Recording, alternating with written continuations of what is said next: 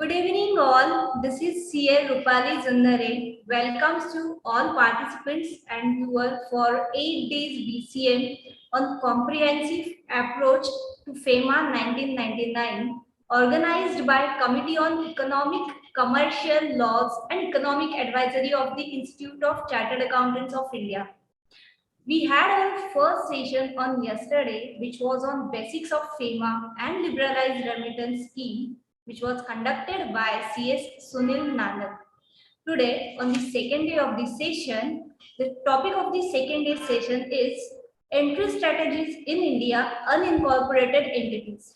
And we have very learned speaker CS Sudhaji Bhushan with us to guide us on the topic. Before handing over to Sudhaji, I would like to introduce C.S. Sudhaji with you all. C.S. Sudhaji Bhushan is member of the Institute of Chartered Accountants of India and Company Secretaries of India. She is an insolvency resolution professional and a registered valuer with Insolvency and Bankruptcy Board of India and an independent director registered with Ministry of Corporate Affairs. She is advisor to Bank of Baroda, NRI and International Operations and is empaneled with HDFC Bank.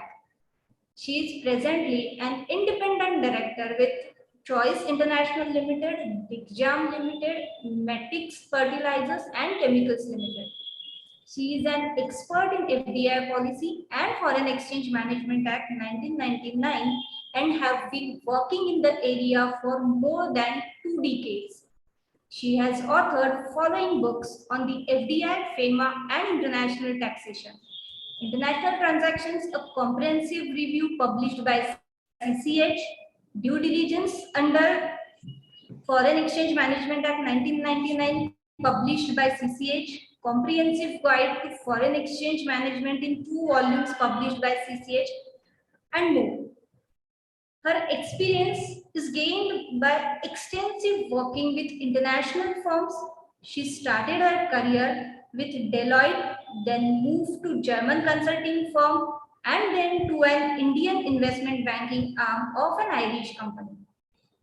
A scholar throughout her life, she has been awarded many awards and recognitions, including Women Empowerment through CA Profession by Northern India Regional Council of CA Institute.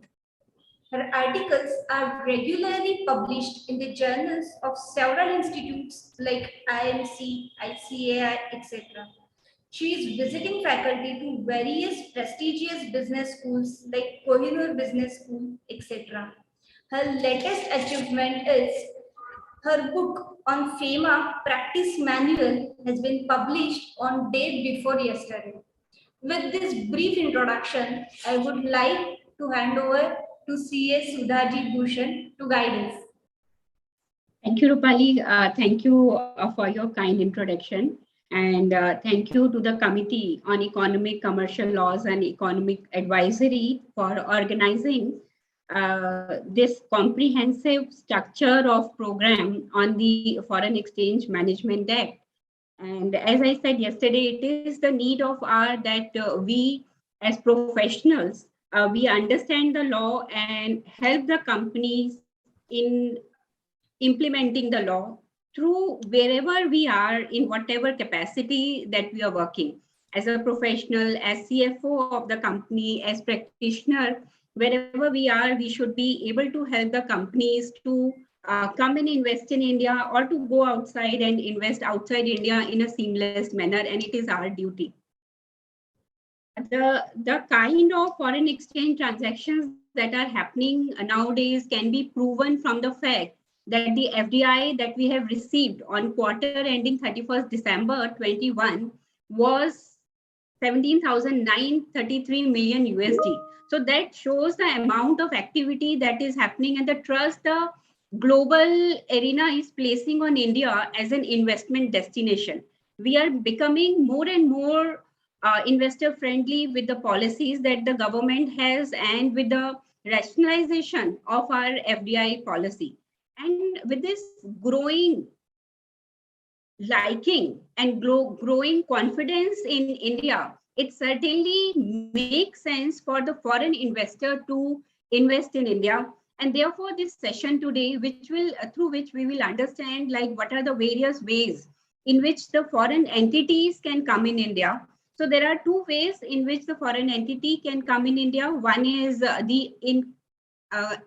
wherein they can open a wholly owned subsidiary in India, and the other is which is unincorporated way in which the entity can come in India. Is my presentation shared?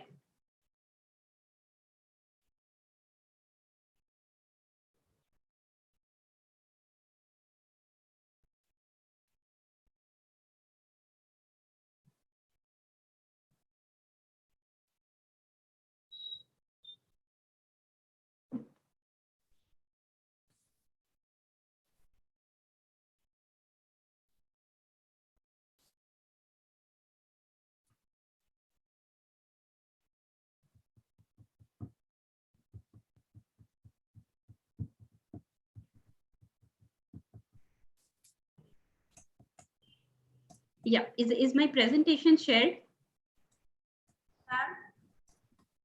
Yeah, I think we have lost me. Just yeah,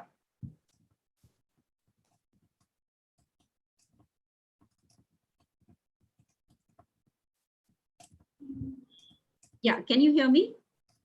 Yes, ma'am, but presentation is not visible. Is anything visible at all? My system is hanged. Just please give me 2 minutes. I'll sort it out. I'm so sorry for this.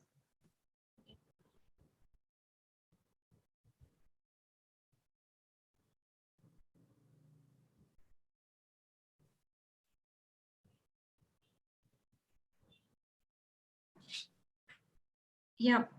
Okay.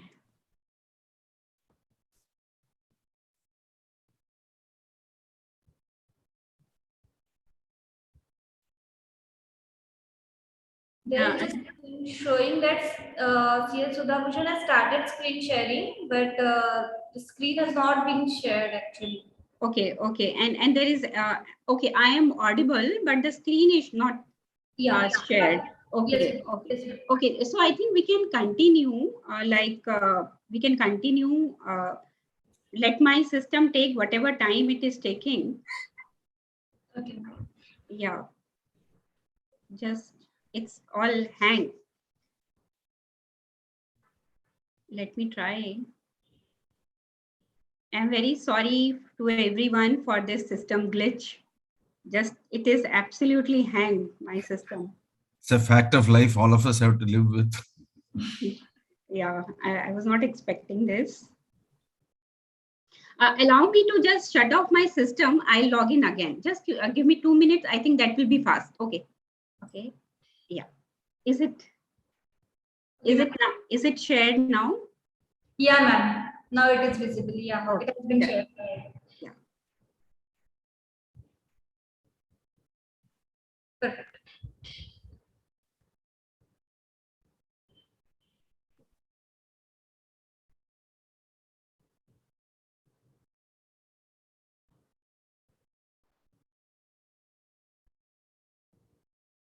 Is it shared now? I think yes, right? Yes, ma'am. Rupali? Okay. Yes, yes, ma'am. Perfect. Oh, yeah. We are talking about the uh, unincorporated entities in India. So we were talking about the ways of entering in India. There are two ways in which a foreign investor can enter into India. One is incorporated entity and another is unincorporated entity. Now, when a foreign entity, before entering into India, before opening an office as an incorporated entity, it may like to it may not have the long-term objective to enter into India or to stay in India for a for a period of time and to be having fixed presence in India in the manner of incorporated entity. So, to a foreign entity before entering into India would like to check the business environment, available market, and acceptability of its product and economic influencer of any country. So the way the foreign entity can enter is also by way of unincorporated entities. That's the subject matter of our discussion today.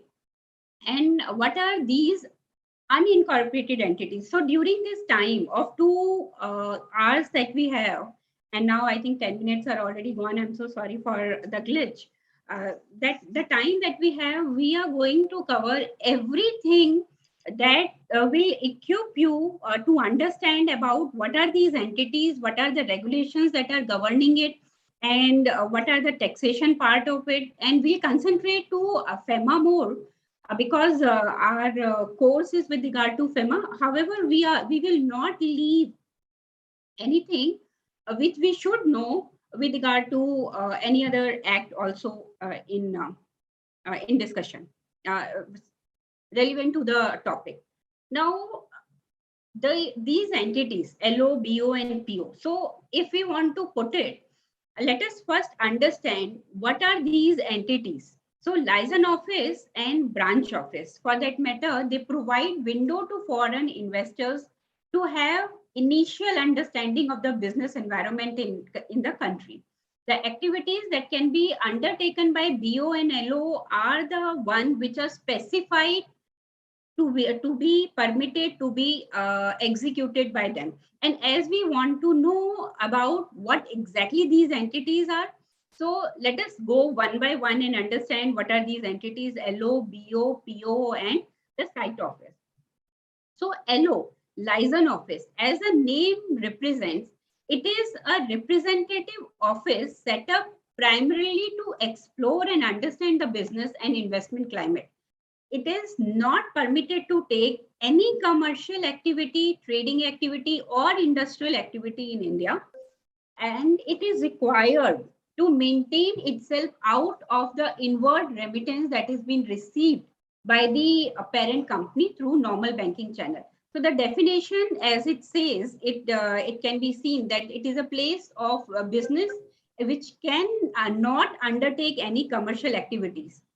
When it comes to the branch office is defined under FEMA to include to be defined as it is defined under Companies Act. Now, Companies Act defines the branch office as branch office in relation to a company means any establishment as described such by the company, as such described by the company. So any extension of the entity which is extension of its parent company shall be taken as the branch office. And it is construed as a foreign entity in India. Both branch office and project office, liaison office, since they are unincorporated entities, they are construed to be foreign entities in India. We're going to see it in detail, everything in detail. Now, coming to the project office means a place of business in India to represent the interest of foreign company executing a project in India, but it does not includes the liaison office. So basically, if we see, first of all, it is a place of business in India to represent the interest of foreign company executing a project in India, and it excludes the liaison office. And site office is a sub office of project office. Whatever is going on, if there is another site that is going on with regard to that, it is a site office. Now, one thing that characterizes the unincorporated entities is that they can undertake only those activities for which they are registered to undertake, for which they are given the license to. Now, these entities are given the license to do the specific activities if they are branch office or if they are liaison office or if they are project office. And these activities for which they are given the license to are specified in Schedule 1 or 2 of the FEMA 22. We're going to see what FEMA 22 is. But before that, we need to understand how to evaluate for a foreign investor that whether the foreign entity should come in India through unincorporated entities or through an incorporated entity, because an incorporated entity will not have this restriction with regard to the activities which it can take in India. It can take all the activities in India for which it has made the investment in India. So the license of branch office can undertake export and import of goods, It can earn profits in India. It can render professional or consultancy services. It can be open for carrying out research work in which the parent company is engaged. It can be open for promoting technical or financial collaboration between Indian companies and parent or overseas group company, representing the parent company in India and acting as buying and selling agent, rendering services in information technology, developing of software in India. It can also render technical support to products that are supplied, and it can represent a foreign airline or a shipping company. Now, these are the activities that can be taken in India by the branch office. Now, vis-a-vis, if you see, liaison office cannot undertake any commercial activity. It can only represent the parent company or group company in India. It can only promote the export or import from or to India. It can also promote technical or financial collaboration between parent company and companies in India. And it can act like a communication channel between the parent company and Indian company. So these are the restrictive activities liaison office can undertake. Now, if you can see that branch office is not allowed to undertake any manufacturing and activity in India. If an entity, if a company wants to establish a manufacturing entity in India, that is not permissible under branch office. For that, it will have to incorporate a company in India. Now, these are the permitted activities of the branch office and liaison office. Vis-a-vis this project office. Now, project office can undertake any project, can be open to execute a project in India if such a project is given, awarded to it by the Indian government or Indian company, and it is funded by inward remittance from abroad, or the project is funded by a bilateral or multilateral international financing agency, or a company or entity in India awarding the project have been granted term loan by public financial institution or bank in India for the project.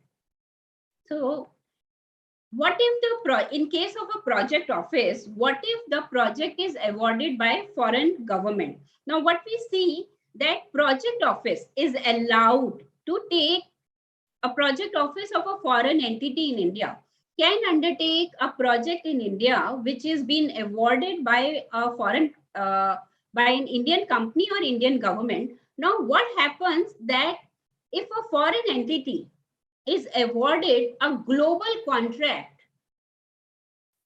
to be which a limb of which falls in India by a foreign government.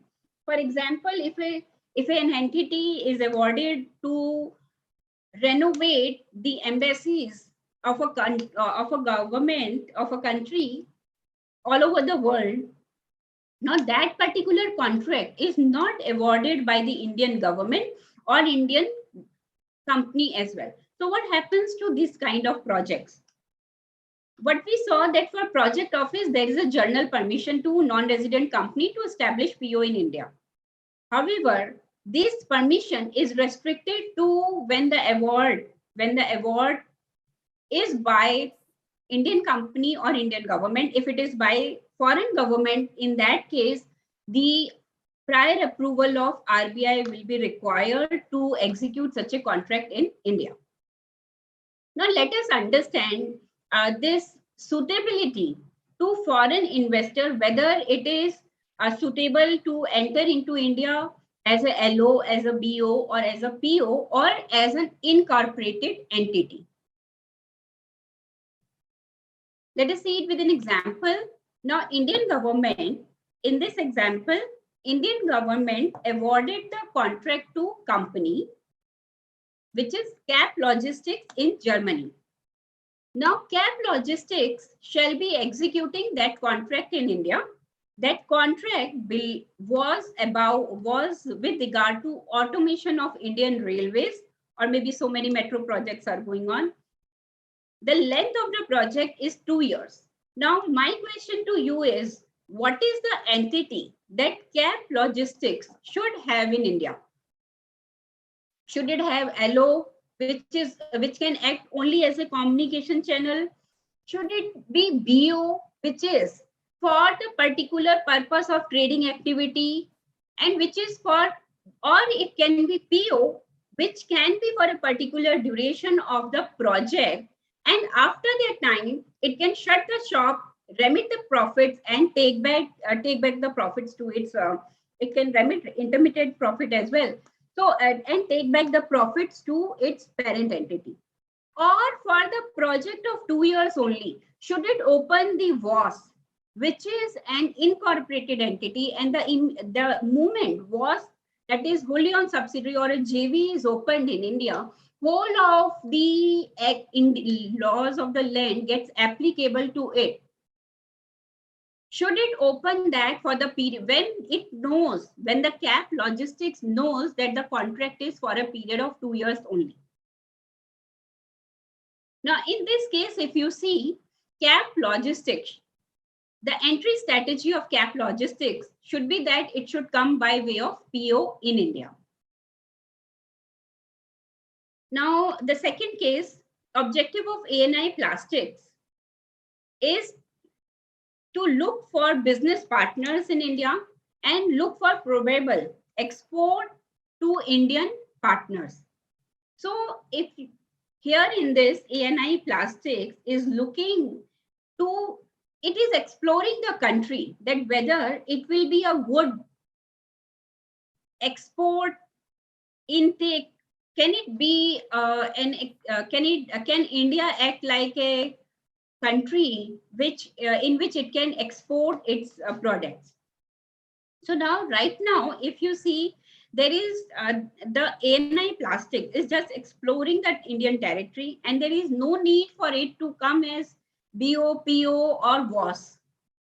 It can look into India, it can establish itself as a LO and act as a communication channel, wherein the LO can act as a communication channel to ANI Plastics, and it can work in India for a period of 3 years. If it is suitable, it may go ahead and convert that LO into WOS. If it is not suitable, it can shut the shop and go after 3 years. Let us see with the third case. Now the objective, in this case, the objective of ANI Plastic is to serve Indian customer from India. It believes in the Indian growth story and wants to manufacture in India and sell in India. Now, what do you think can be the entity through which ANI Plastic should come in India? You see here, LO won't make any sense because with LO, it will not be able to sell to the Indian customer. Can it open project office? Project office, as I said, is given a license to operate in India, is given a general permission to operate in India for a period of the project only and for the execution of particular project. Now it is the long-term growth story that ANI Plastics believe in. It wants to stay in India, it wants to manufacture in India and sell in India. So it will make all the sense for ANI Plastics to open a wholly owned subsidiary in India and continue its operations. Let us now see what is the distinction between incorporated and unincorporated entities in India.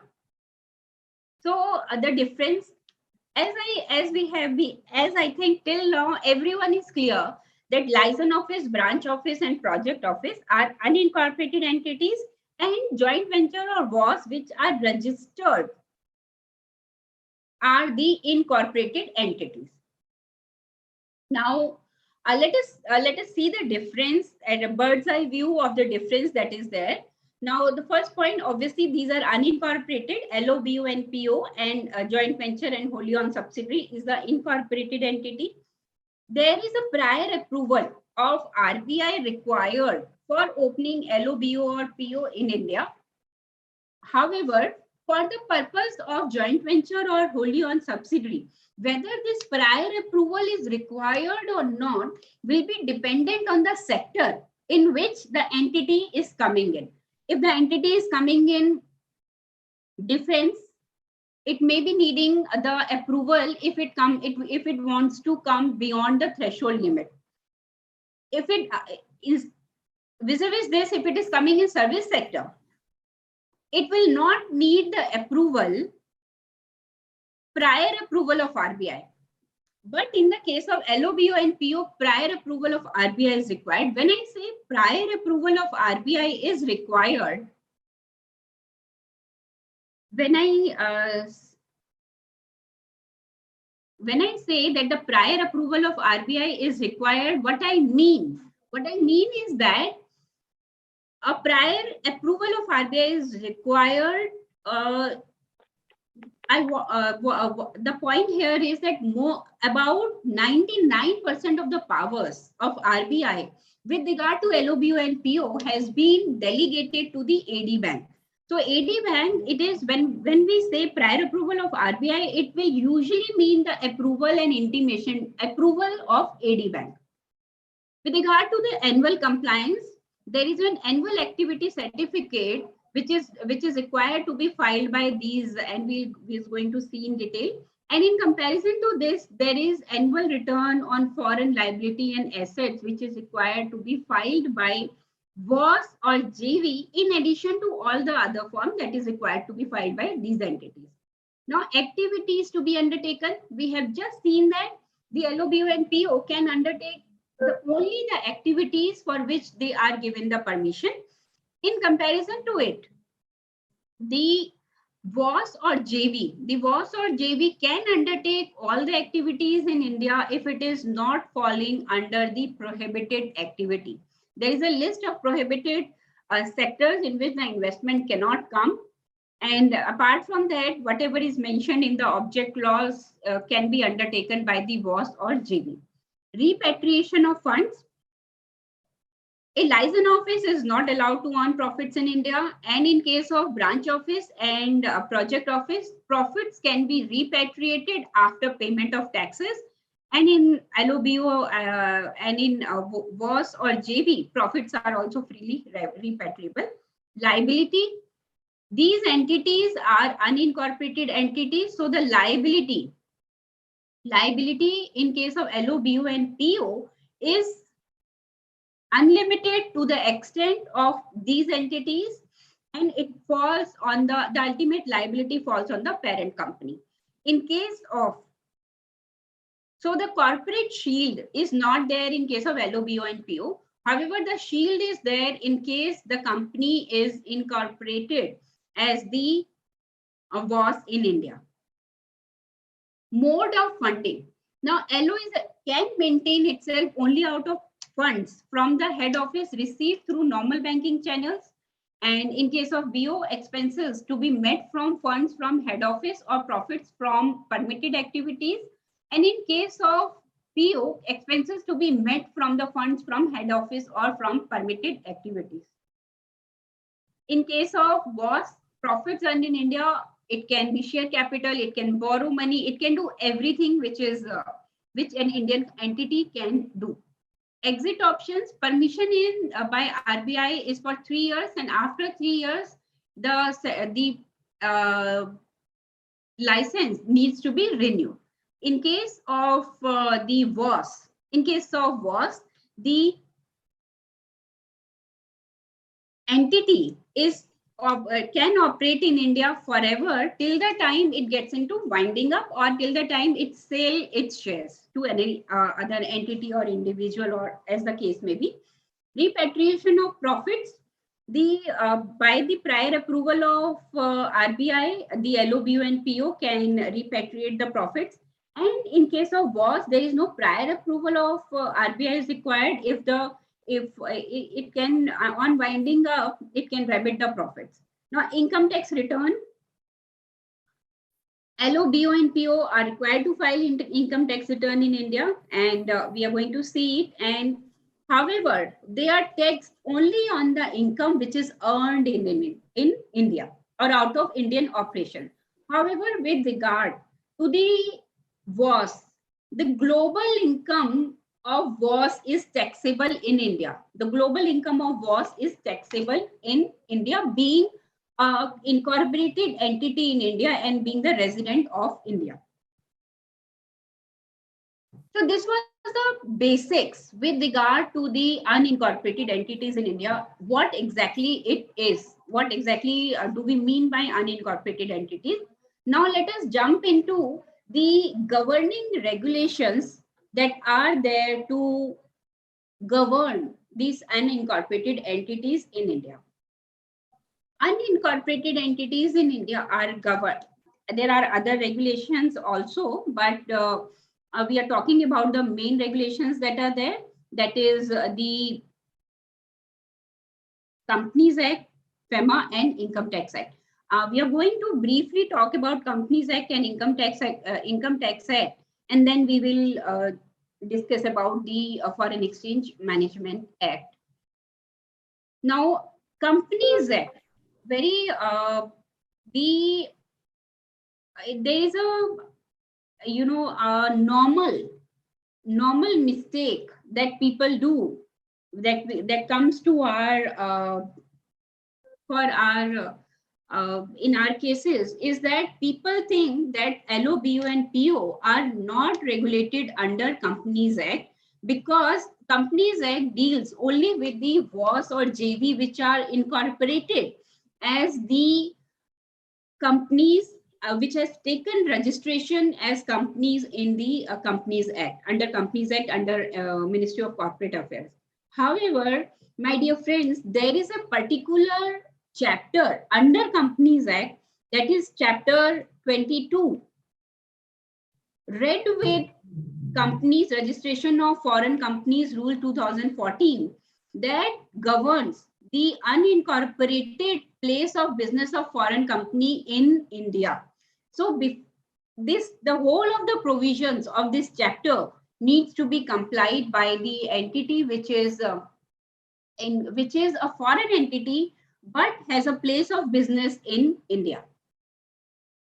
Now, as far as the LOBO and PO is concerned, all the incorporated entities are regulated in the same fashion as the Act, does not differentiate on the basis of purpose for which it is established.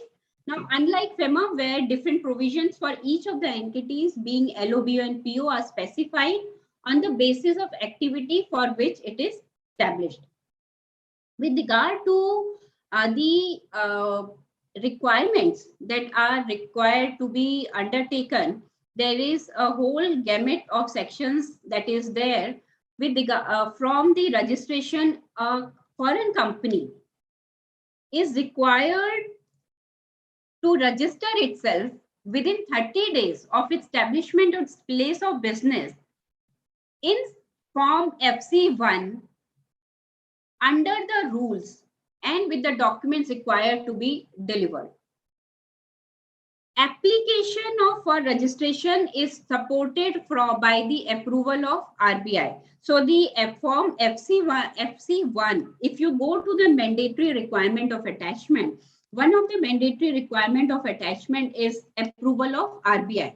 So FC1 is required to be supported by the attested copy of approval from the RBI that is being taken under the Foreign Exchange Management Act. So what comes first? The Fema comes first, Companies Act comes later. So first the approval under Foreign Exchange Management Act is required to be taken by the unincorporated entities, and post that it needs to, within 30 days of such approval, it needs to file Form FC1 with the ROC. If there is any, so we have seen FC1. Now, if there is any alteration in the information or in the documents under the which are given in FC1, in that case, the foreign company is required to file Form FC2 containing the particulars of alteration within 30 days from which the date on which the alteration is made. For example, there is a change in foreign representative, or there is a change in the office of the foreign entity in India, and all that, any other change. Not only this, every foreign company is required to make financial statement of its Indian operations in accordance with the Schedule 3, and it needs to be audited by the chartered accountant. Now, further to this, there is there is Form FC3 in which this financial statements are required to be furnished with the ROC in FC3. Now, along with the financial statement, there is list of place of business that is also required to be furnished to the ROC. Along with the FC3, these are the documents that are required to be submitted. Now, besides the usual one that you will be submitting the financial statement, there is a balance sheet of the parent company that goes, statement of related party transactions to be included in this, statement of repatriation of profits, statement of transfer of funds, and list in the prescribed form of all the places established in the places established in India. Now, when we come to the statement of related party transactions, now these related party, if there is a LO in India and a entity also has the was in India, in that case, all the transaction that is happening between the LO that needs to be reported by that LO as well. The nature of such relationship needs to be disclosed. Description and nature of transaction needs to be disclosed, and amount of such transaction during the year within with the opening, closing, and lowest and highest during the year of such transaction needs to be disclosed. Not only this, the reason of the transaction also needs to be disclosed. Statement of repatriation of profits. The statement of repatriation of profits also needs to be statement of repatriation of profits. Now, statement of repatriation of profits. Are you able to understand what we are talking? We are talking about the Companies Act. Okay, Companies Act के अंदर we are talking about that unincorporated entities are also governed under Companies Act. There is a particular chapter, that is chapter 22. And that chapter makes it mandatory for the foreign entity having operations in India to get its accounts made and audited. That's one part of it. Now, the second part of it that we are discussing, so we just discussed here that these accounts are required to be audited. Now, the second part that we are discussing, that along with this financial statement that that are required to be submitted to the ROC, there are other information that is also required to be given by the LO, BO, and PO to ROC. And if you see the intricacy and the detailed information, it is everything that they are doing in India needs to be reported. Now, if you see your statement of repatriation of profit, you have to make the statement of repatriation of profit during the year. कहाँ पर गया, किस form में गया, किस date को गया, details of repatriation made to a jurisdiction other than the residence of beneficiary, mode of repatriation, and if the approval of RBI was required, whether it is taken or not. Everything needs to be informed to the ROC in Form FC3. Now, statement of transfer of funds. Statement of transfer of funds. There is a next statement that needs to be accompany with the financial statement, that is statement of transfer of funds, wherein the transfer is made to any entity in India which is a relative party, be it a foreign entity, subsidiary, holding, or associate entity.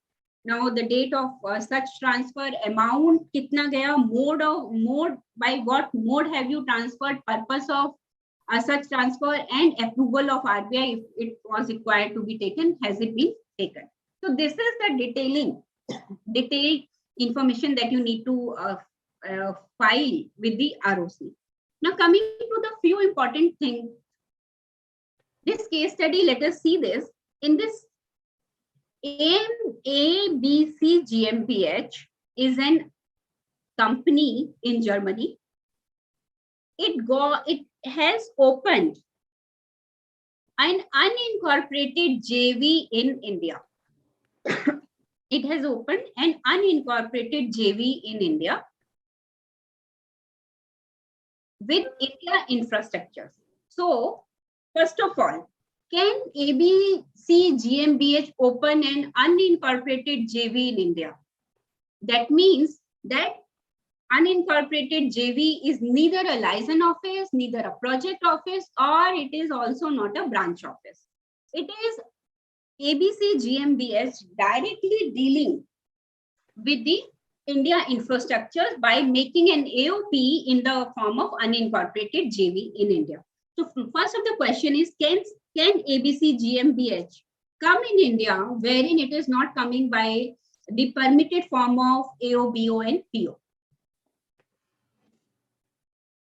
Yes, ABC GmbH can come in India through any of the, what does the, there is no prohibition anywhere which says that ABC GmbH cannot have an unincorporated JV in India with India infrastructure.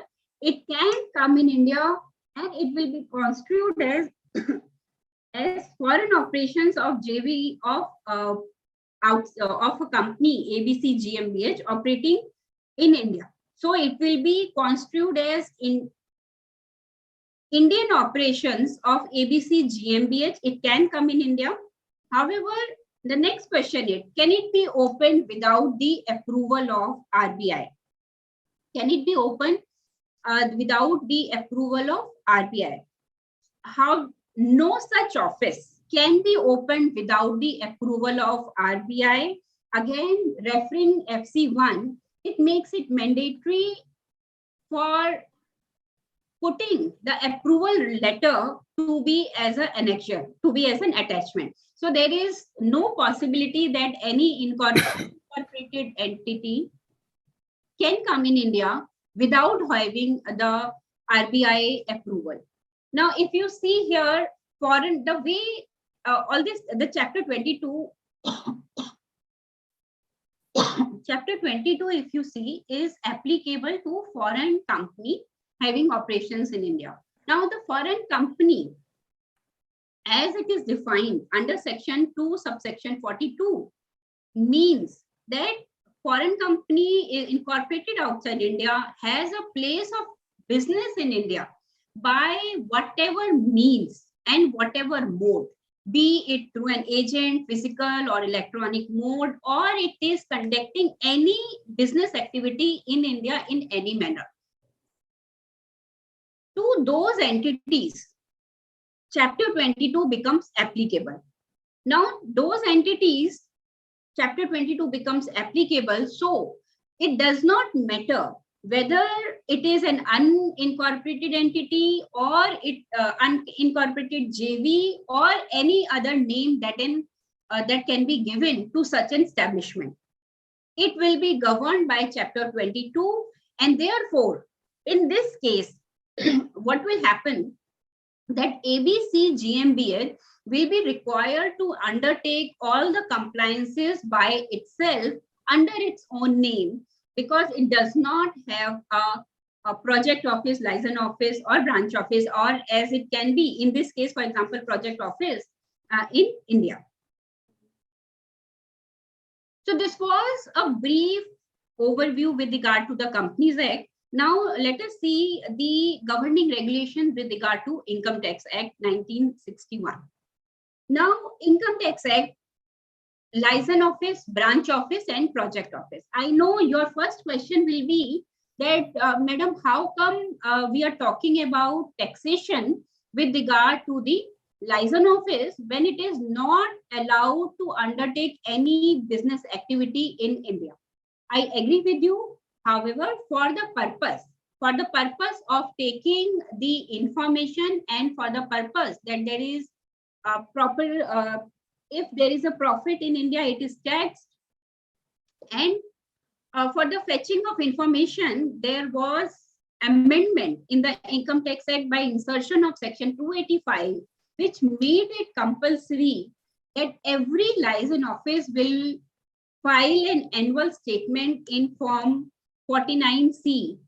In Form 49C, for every financial year, duly verified by a chartered accountant, who shall be verifying it within 60 days from the end of such financial year. So license office, although it is not allowed to undertake any business activity in India, it is required to file its return in India. Now the thing is, what happens in license office? They should it is not taxed in India, but what happens in these cases that license office may be construed as the permanent establishment of a foreign entity in India if it crosses the activities for which it has taken the license for. So, though there have been quite a few judicial precedents in favor of the proposition that license office is not liable to tax in India, nonetheless, the taxability of license office still continues to be a litigative issue.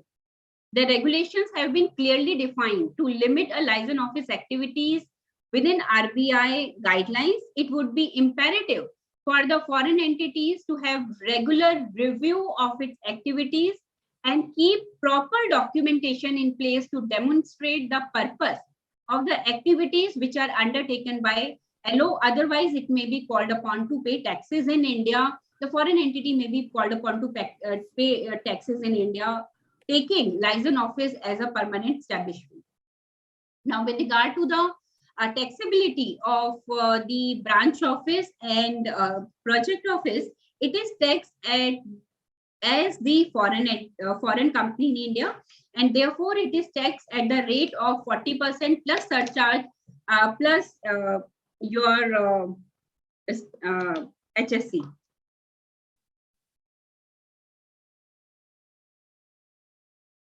Now, coming to the governing regulations with regard to Foreign Exchange Management Act, we had seen that the regulation that governs under, yesterday we understood very nicely about the capital account transaction and current account transaction. Now, opening an office in India is a capital account transaction. So for every capital account transaction, we have to see the regulations that are governing it. Now, the regulations that are governing the opening of LOBOPO in India is Fema establishment in India of branch office or license office or a project office or any other place of business regulations 2016.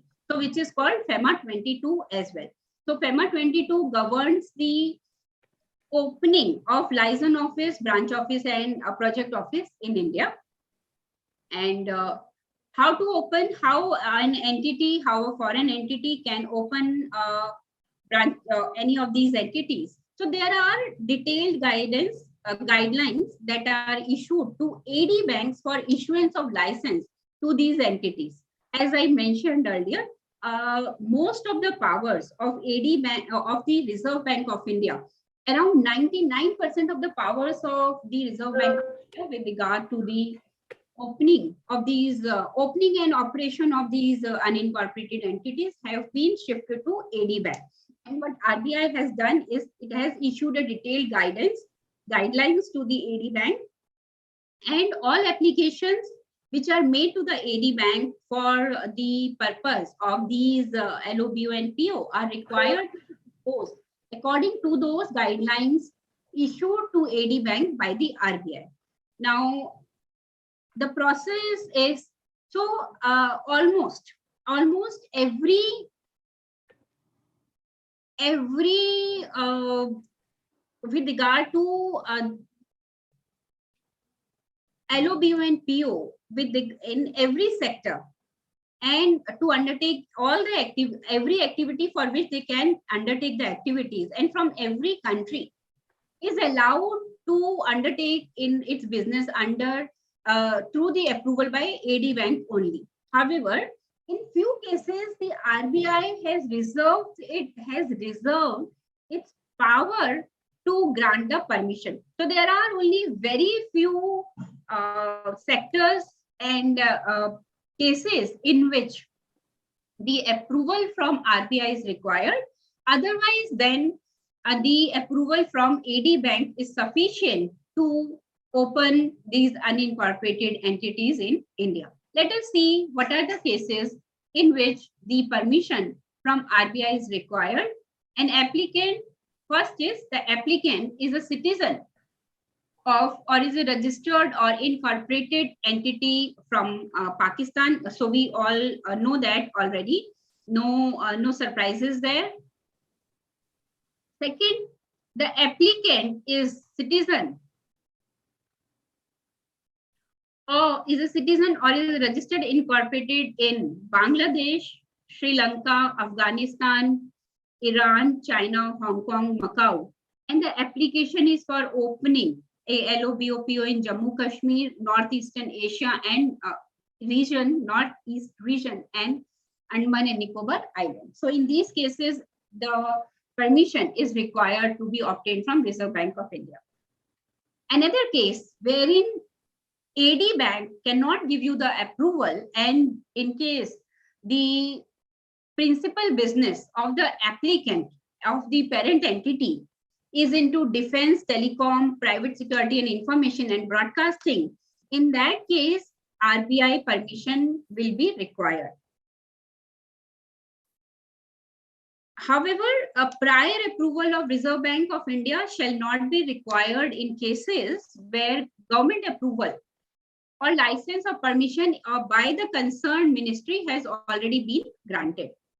Now, the term permission used here, that the use here does not include general permission, if any, available under FDI in the automatic route. For example, in defense, we know that the FDI can come to the substantial as a substantial part of the percentage under automatic route only. However, if an entity wants to come as an license office, in that case, license office in defense sector, in that case, still the permission from RBI will be required. Fourth and last case in which the permission from RBI is required is the applicant is an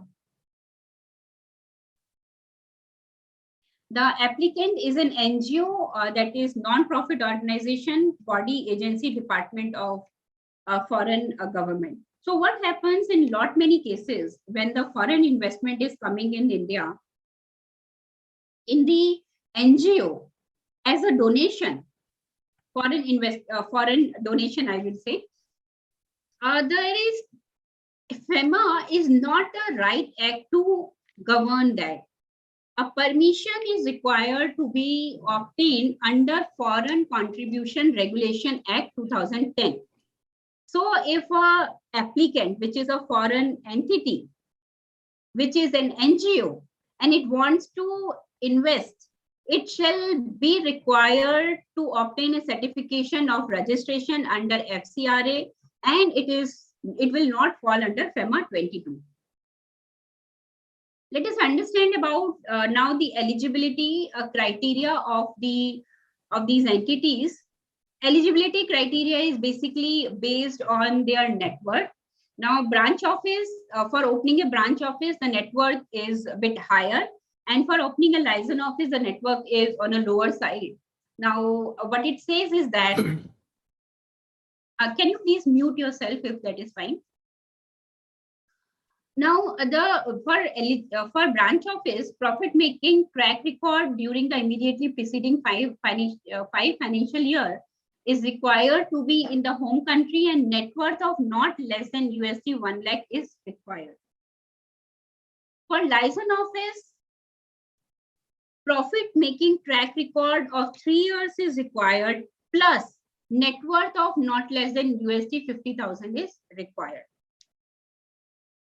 Now, there may be the case wherein the applicant company, that is ABC GmbH, wants to open a license office in India. So applicant is GmbH ABC, and it has a 3 years track record.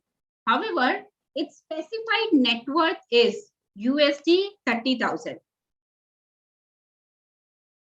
Its specified net worth as on is USD 30,000. Can this applicant apply for license office in India? So this applicant cannot apply for license office in India because if you can see, there are two criteria to be met with. One is there is that the track record of profit should be of 3 years preceding financial year, and a net worth of not less than 50,000 or equivalent is required. Now, in this case, since the specified net worth is only of 30,000, the ABC GmbH will not be granted any permission. However, in these cases, if ABC GmbH belongs to a group of which the overall, it's a big group, overall the net worth is more than specified amount. In this, what can happen that ABC GmbH can apply to Reserve Bank of India along with the letter of comfort from its parent entity. Now, letter of comfort will say that what is a letter of comfort about? That any liability that may arise due to the functioning of branch or license office in India will be met by us, that is the parent company or group company, in case of inability on the part of branch office or license office to do so. What is the process through which these entities can be opened in India? So that it is a simple process wherein the application is applied in form FNC1. So the first step is to identify the banker with whom you intend to pursue the banking relationship, and then file form FNC with along with the prescribed documents. Now, this form FNC will be reviewed by the AD Bank. AD Bank is the authority to give the approval to the applicant. However, still before the issuance of approval letter, it will forward it to RBI. So what I'm saying that AD Bank is the final authority to give the license or the approval or to open a bank account.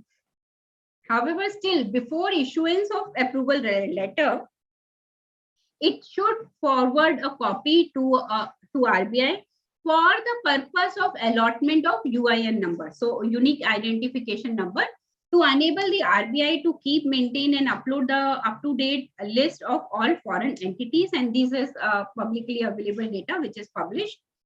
And after receipt of UIN, approval letter is given to the AD Bank by the AD Bank to LO or BO, and the applicant shall inform the designated AD category bank as on the date on which the LO, BO, PO has been set up. Now, this setting up cannot be later than 6 months. We'll see it that this setting up of operations, once you have got this license from the AD Bank, you have to set up within a period of 6 months. And AD Bank shall inform this date to the RBI. There are a lot of declaration that are required to be given along with form FNC, which is interesting, and which the foreign entity should know that these are the declaration, and I'm just reading it out here. And if there is anything for discussion, we will discuss that. We will not undertake partially or fully any activity that is covered under Foreign Contribution Regulation Act. I've seen many times people getting confused in FCRA. So if it is a donation, or contribution, it is governed under FCRA. If you see afterwards also, the second thing that we understand that any misrepresentation made or false information which is furnished by us in this behalf would render the approval granted under Fema 22 automatically as void ab initio, and such approval by Reserve Bank shall stand withdrawn without any further notice. Also, if the license office, see, you remember that we had done when we were filing form FC3, we had talked about the list of places where the foreign entity is having place of establishment in India. That means the place, actual place, address kya hai? Wo particular thing, the list of places where they have offices also goes in the form FC3. Now, if there is a shift of office from one place to another, form FNC makes it mandatory and takes a declaration thereof that such a change is informed to AD1 bank, to your bank. Not only this, if there is a shift from one place to another, prior approval of RBI of AD bank is required. Also, there are few more declarations that are required to be given, that we will abide by the terms and conditions that may be stipulated by the Government of India or Reserve Bank of India. We hereby commit that we are agreeable to report opinions sought from our bankers abroad by the government of or the Reserve Bank in case of any KYC check that may be required. So this is approval which is already taken by the RBI in form FNC. Also, it gives a declaration that the approval in this through the approval, and this is particular to everywhere. So if you see anywhere where approval is taken under by RBI, this is a standard clause that comes, that we understand that the approval, if granted, is from Fema angle only, and any other approval will be obtained before commencement of our operations in India. So this is everywhere, that wherever approval is required, we see that the approval is granted from Fema angle only. And the other thing, we have no objection to the RBI placing the details of approval in public domain. So we already discussed that these details are the public information, and it is monthly put in by RBI in public domain. Period of validity. What is the period of validity? So LO gets for 3 years. However, in case of NBFC and those entities engaged in construction and development, it is for 2 years. And the validity of project office is for the tenure of the project. Jitna lamba project chalega, utne lamba period ke liye we can open the project office. What happens after the validity has expired? So a license office is given the permission to operate in India for 3 years. And what comes to our notice is that most of the companies will, at least 70% of the companies will do the compliance under Fema, and they'll intimate the AD bank that, okay, we want to remit the funds, and see, this is not an automatic approval or automatic intimation that happens in case after the closure of after the expiry of 3 years. RBI needs to be informed, your ROC needs to be informed of the closure. There may be two situations that upon the expiry of validity, the offices shall be either needs to be closed down or be converted into joint venture in conformity with FDI policy, or be converted into WAS in the conformity with the extant FDI policy.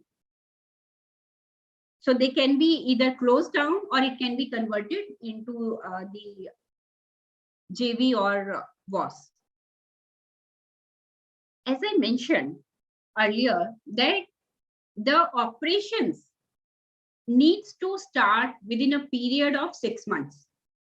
So if the operations in India does not start within a period of 6 months of approval being granted, the approval shall lapse. Then again, the whole process of filing an application will be required to be done by the foreign party. However, if there are reasons that such an operations could not be started in India due to reasons beyond its control, the AD bank may consider, you can approach to the AD bank, and the AD bank may consider granting extension of time for a further period of 6 months for setting up the operation.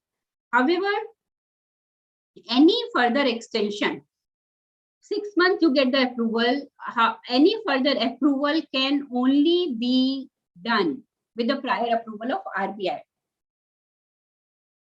Don't continue the establishment in India beyond the period of validity, because if you are given a license, either you apply for the renewal of license or you don't continue. Let us see it with an exam, with a compounding order. Now, in this case, what has happened, that applicant Kowa Limited was a Japanese company having a license office in Mumbai, India. Okay. So what we are discussing the period of validity. Now we are discussing about a compounding order with regard to the period of validity. In this case, Kowa Limited is a Japanese company having a license office in Mumbai, India. Reserve Bank had granted the license office permission to function for a period of 3 years. Now the license office continued to function after the expiry of tenure without a valid permission of Reserve Bank, Hence, it contravened the provisions under Fema because it continued the operations beyond the period of validity, and hence this case came for compounding.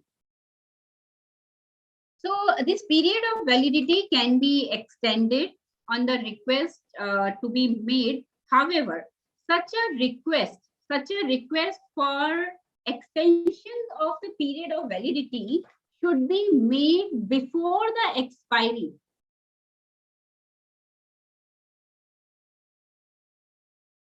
Yeah, I've got comment that I should not be speaking in Hindi. I'll not speak in Hindi. So what we are saying? What we are saying is that the period, if you want to apply for renewal of the license, it should be applied within the period of validity. It should not happen that the period of validity has expired and after that you are asking for the renewal by the AD bank. So it should be before the expiry of the period, and it should be that the LO should be, and the request for extension shall be considered by AD bank only if all the compliances that are required to be done by the LO has been done by the LO, like submission of your annual activity certificate, or the account of LO is maintained in accordance with the terms and conditions stipulated in the approval letter and other conditions that are required to be met with. So usually this such extension is granted as expeditiously as possible and not later than 1 month from the receipt of request.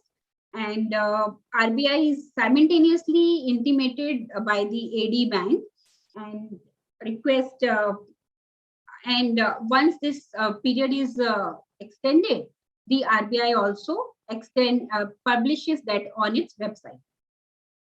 Now, let us move to another key area with regard to the acquisition of immovable property in India. Whether these entities can acquire immovable property in India or not. So these entities, so license office is not allowed to acquire immovable property in India. However, it can be taken on lease.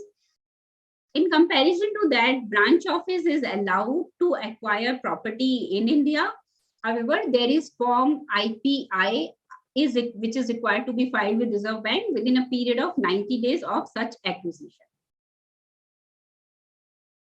Going further, let us understand the types of accounts that can, the accounting part, the bank account that can be opened by these entities, and further details on that.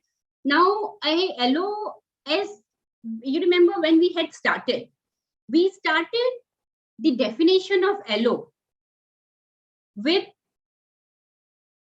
a clause, with a statement that LO can operate in India only out of the remittances that it receives from the head office outside India.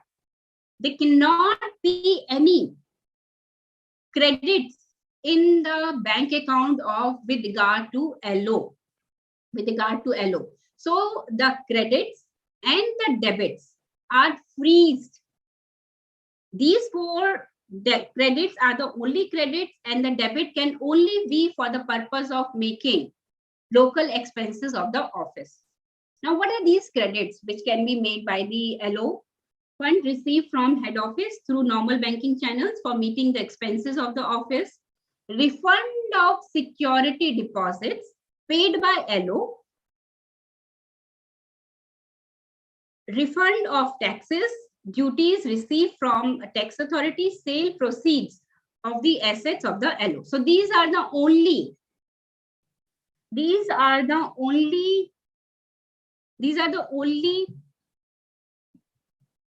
credits that can happen in the bank account of LO. Now, can certain expenses of LO be directly paid by the head office? Now, let us see it within compounding order that had come for compounding. Now, in this case, applicant All Matter Services Limited is a UK-based company engaged in the business of aerospace defense. An applicant established the license office in Bangalore, India. The applicant was given permission of RBI for establishment of license office at Bangalore. Now, certain expenses of license office were paid directly by its head office on behalf of the applicant in India, or reimbursed to employees for expenses met through corporate credit card on behalf of the applicant in India during the financial years this and this. In this case, there was a contravention of Regulation 5 of Fema Notification 22 for failure to meet the expenses from the funds received from abroad through appropriate banking channel, and that the entire expenses of the office in India will be met exclusively out of funds received from abroad through normal banking channel. Now, in this case, what is happening? That the foreign entity, entity having license office in India is reimbursing to employees for the expenses met through corporate credit card. That is not allowed, because you can meet your expenses. If you are an LO, you can meet your expenses only through the remittances that are from the parent company in your bank account, and then you can meet the expenses. Your head office, if your head office wants to send the funds, it can send the funds to your account. It cannot reimburse to employees. It has to be through a normal banking channel only. Can LO, PO maintain more than one bank account at any given time without the prior approval of Reserve Bank of India? So no, such an account cannot be maintained without the prior approval of RBI, and for this the approval for this the requirement will be to file the application to the AD bank with the particular requirement that why another bank account is required. Now the BO, this was the case with LO. Now the BO may approach the AD bank to open an account for its operation in India. Credits to the account should represent the funds received from head office or the legitimate receivables arising in the process of its business operations. Now debit can be the expenses that are incurred by BO towards the remittance of profits or the winding up proceeds. In case of a PO, that is the project office is allowed to open a foreign currency account in India. However, these are the following requirements for it to maintain a foreign currency account. The PO has been established in India with journal or specific permission of RBI, having requisite approval from the concerned project sanctioning authority concerned as per these regulations. The contract governing the project specifically provides for payment in foreign currency. The foreign currency account have to be closed at the completion of project. Each PO can open 2 foreign currency accounts, usually one denominated in USD and one in the home currency of project awardee, provided both are maintained with the same category of 180 bank.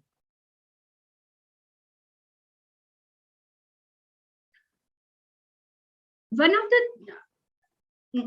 of the things that we should keep in consideration is that the bank account needs to be closed at the time of ceasing operations in India. So in this case, let us see it within compounding order. Now the applicant Pearson Education Singapore PT was granted permission by RBI to open a branch office in India.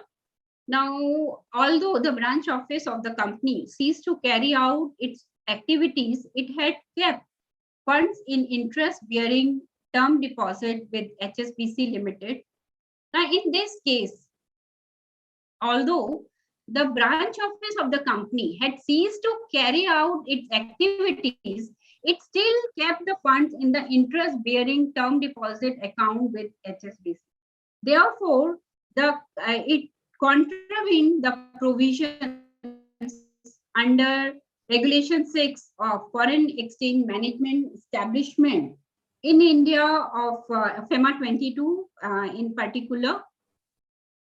Company was not eligible for term deposit earning an interest on same amount to undue gain. Do not use one account open for a particular project for expenses in other projects. May I ask a question? Please look at that question in the chat box, madam. Shall we take it afterwards? I will see. Okay, no, because first what you were saying just now about the bank account, project office.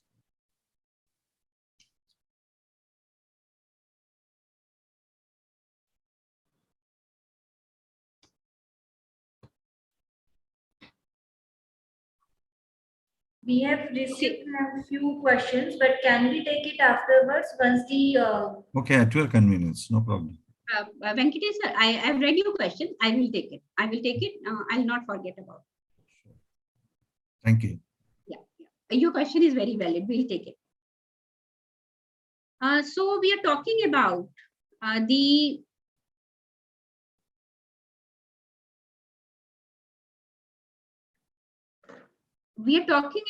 use of fund. So for the project for which it is come, for one particular project, one particular account, one particular project, for that bank account for which project it is open, it cannot be used for other projects. One project, one bank account, one project, one bank account.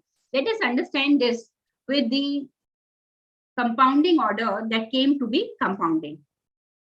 Now, in this case, applicant NPCC was a UAE-based company engaged in the business of fabrication and installation of onshore and offshore oil facilities and submarine pipelines. Now, applicant was granted permission by RBI to set up a project office in India. Applicant was granted permission by Reserve Bank to use certain bank account for 2 contracts out of 8 awarded to it. However, may I draw your attention here?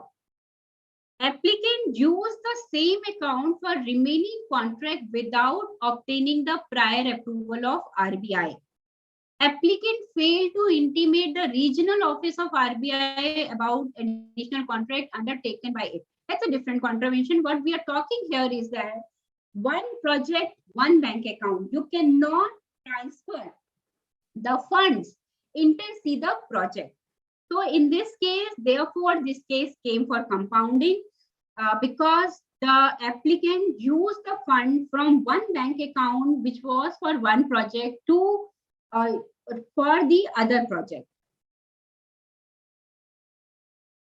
This was regarding the validity and other things. Now let us understand, let us come to the compliance part of it, which is as follows. Now every entity, unincorporated entity, has to follow the annual activity certificate as at the end of 31st March each year, along with the required documents. Now, in case of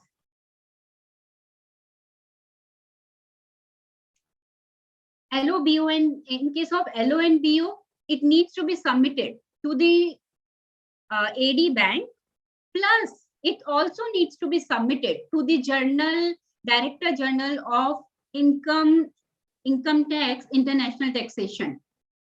However, that is not the requirement in case of PO. Also, one thing that in case it is, you have a sole BOPO, it can be submitted by sole BOPO concern. In case of multiple offices, in case of multiple BOP LOs of a one entity in India. So if you have offices in Gujarat, Maharashtra, and Chennai, in that case, the parent entity can appoint one office as the nodal office, which shall do all the correspondences with regard to all the LOBO. Now, I would request that everyone please read this question, please read this and try to answer this. So this is a very normal case, practical scenario that happens with many infrastructure companies which are into turnkey projects. So what happens, for example, a company which is helping the in the metro work, it will have one project running at Pune, the other project running in Surat, or other project running in Mumbai. So it has 3 projects running in India. Now for these three projects, I want to ask you, for these 3 projects, will it have 3 bank accounts? Will it be filing different AACs, annual activity certificates? Let us see this.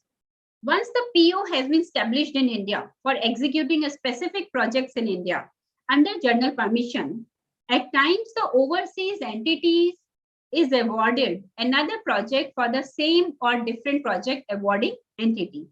In view of the same, can maintaining of bank account at entity level, that means the foreign parent company, filing of annual activity certificates complying with submission of closure documentations on completion of the project, and maintaining of books of account at entity level be complied with the PO entity level instead of the specific project level. Means, can you club the projects that are going in Surat, Pune and Mumbai, and you can club them, and only the foreign entity or at one particular specific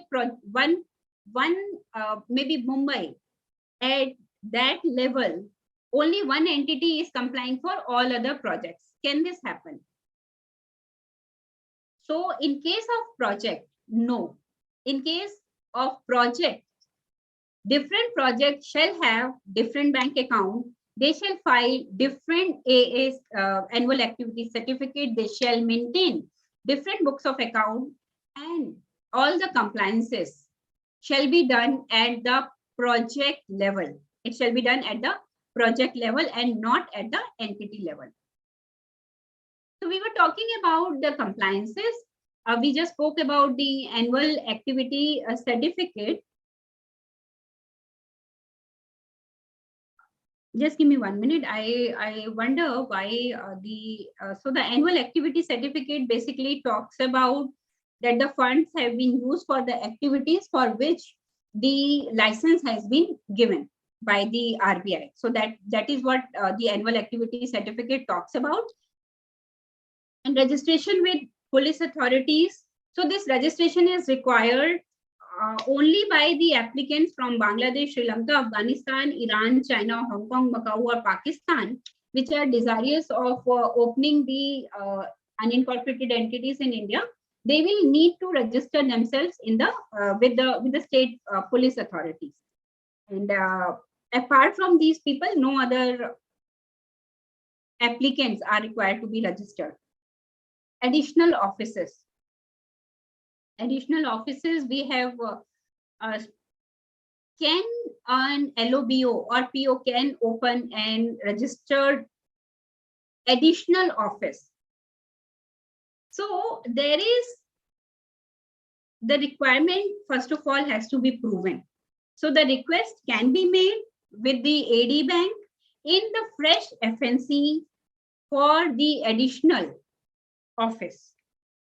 And however, the approval for these additional offices shall not be given by the AD banks if the entities have not been complying with any of the requirement which it has to comply with, like filing of annual form AAC. Now, another thing, is it right to understand that I can allow, I can apply for, I being LOBO or PO can apply for as many offices as I want? No. If the number of offices exceeds 4, the applicant has to justify the need of additional offices, and it shall require the prior approval of RBI. And also, if the number of offices exceeds 1, in that case, as we discussed just before this, that one offices shall be categorized and listed as the nodal office, which shall do all the compliances. And wherein the existing LOBO is shifting to another city, prior approval is required, and it is not the intimation. And in case it is in same city, the intimation will be suffice. Let us see it with a compounding order here.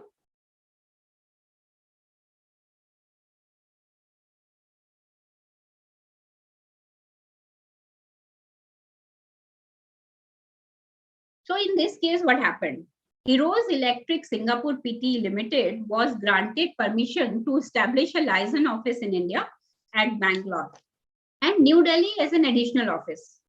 First Bangalore and then New Delhi, by the RBI approval letter. In terms of RBI approval, the offices were opened in Bangalore and New Delhi. Now, permission for the first extension of license office valid up to December 14, 2016 was granted by Standard Chartered Bank, and a further extension up to December 14 was given by Sumitomo Bank. Okay. Subsequently, this company, that is Heroes Electric Singapore Pte Limited, also opened a license office at Noida, Uttar Pradesh in May 2014 without obtaining the approval of RBI. RBI as an AD bank. Since it opened an additional office without obtaining the approval from the AD bank, it came for permission of, it came for the order, this came for RBI compounding, thereby contravening terms and condition of RBI approval letter dated this. All the operations were routed through Noida office instead of New Delhi, which also maintained in terms. And you remember that when we were filing form FNC, when we had seen the declarations that need to go with form FNC, wasn't one of the condition and one of the declaration that was made was with regard to the fact that in case I am shifting places, in case I am starting additional places, I will come to you and I will take your permission or inform you as the case may be. Can LOBO or PO take funds, non-fund based facilities from bank? So basically, the BO and POs only can take. However, it is based on the bank, and the bank have been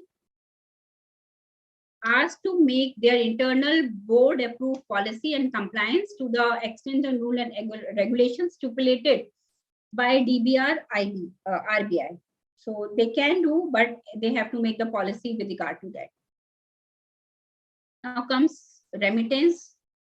What happens to surplus at the time of closure? So there are two things. One is surplus of profits on an intermittent basis, on a regular basis, and one is at the time of closure. Now, can the profits be remitted out of India? So the profits in this case, ABC GmbH has a ABC PO in India. Now, or we can say BO, can the profits be remitted?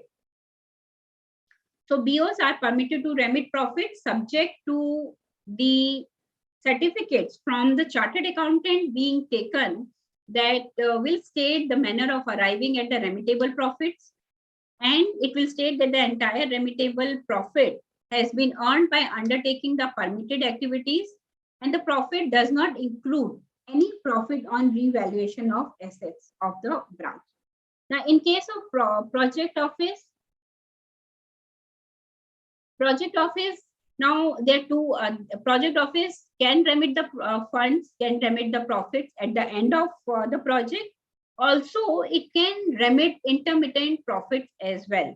Now, it can remit the intermittent remittances by a project office pending winding up or completion of the project can be done if the project office submits the auditor's or chartered accountant certificate to the effect that sufficient provisions have been made to meet the liabilities in India, including income tax, etc.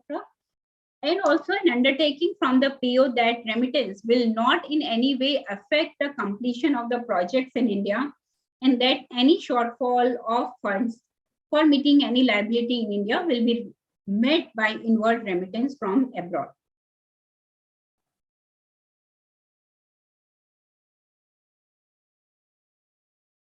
So this was with regard to the remittance of profits to the parent entity only. Now, can there be a case wherein the profits are not remitted to the parent entity? It is remitted to the other entity outside India. It is transferred to other entity outside India or any other entity in India. Any other entity in India. So if in case of proposal of transfer of asset is or the fund is there, in that case an application to AD category 1 bank can be made. However, it can be allowed only to those entities in which have been complying with the with all the requirements, and also the transfer of assets by way of sale to the JV or was may be allowed only when the non-resident entity intends to close their business in India, close their operations in India. A certificate to be submitted by the statutory auditor furnishing details of asset to be transferred, indicating their date of acquisition, original price, etc. And also the asset should have been acquired by the LOBO and PO from inward remittances, and no intangible asset such as goodwill, pre-operative expenses should be included. And it should be ensured that all the applicable taxes have been paid, and after that only such a transfer shall be allowed. Let us see it once more with the compounding order. So the applicant was incorporated as Bidser India Private Limited on July 15, 2007 as its wholly owned subsidiary.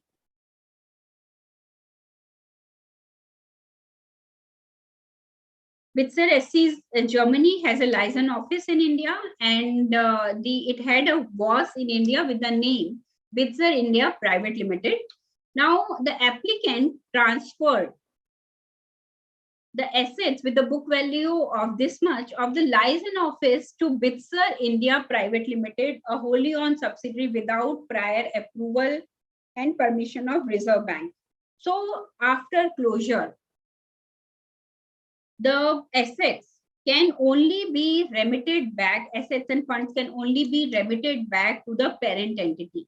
If it is being remitted to any other entity, be it a subsidiary or any other entity, in that case, specific approval of RBI is required to be undertaken. It's a continuing.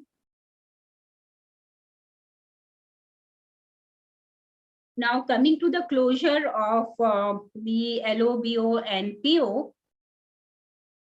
So we have discussed about the Income Tax Act. We have discussed about the Companies Act. We have discussed, and what we are discussing right now is the provisions under Foreign Exchange Management Act. We saw how the LOBO PO can be opened. Let us now see how the LOBO PO can be closed, because that is one of the most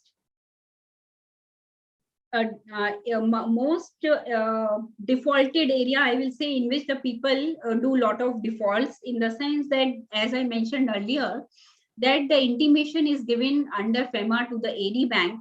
However, the companies fail to intimate to ROC regarding the closure of operations in India and take the closure certificate from ROC. However, let us see now about the closure of BOPO and LO with regard to Foreign Exchange Management Act.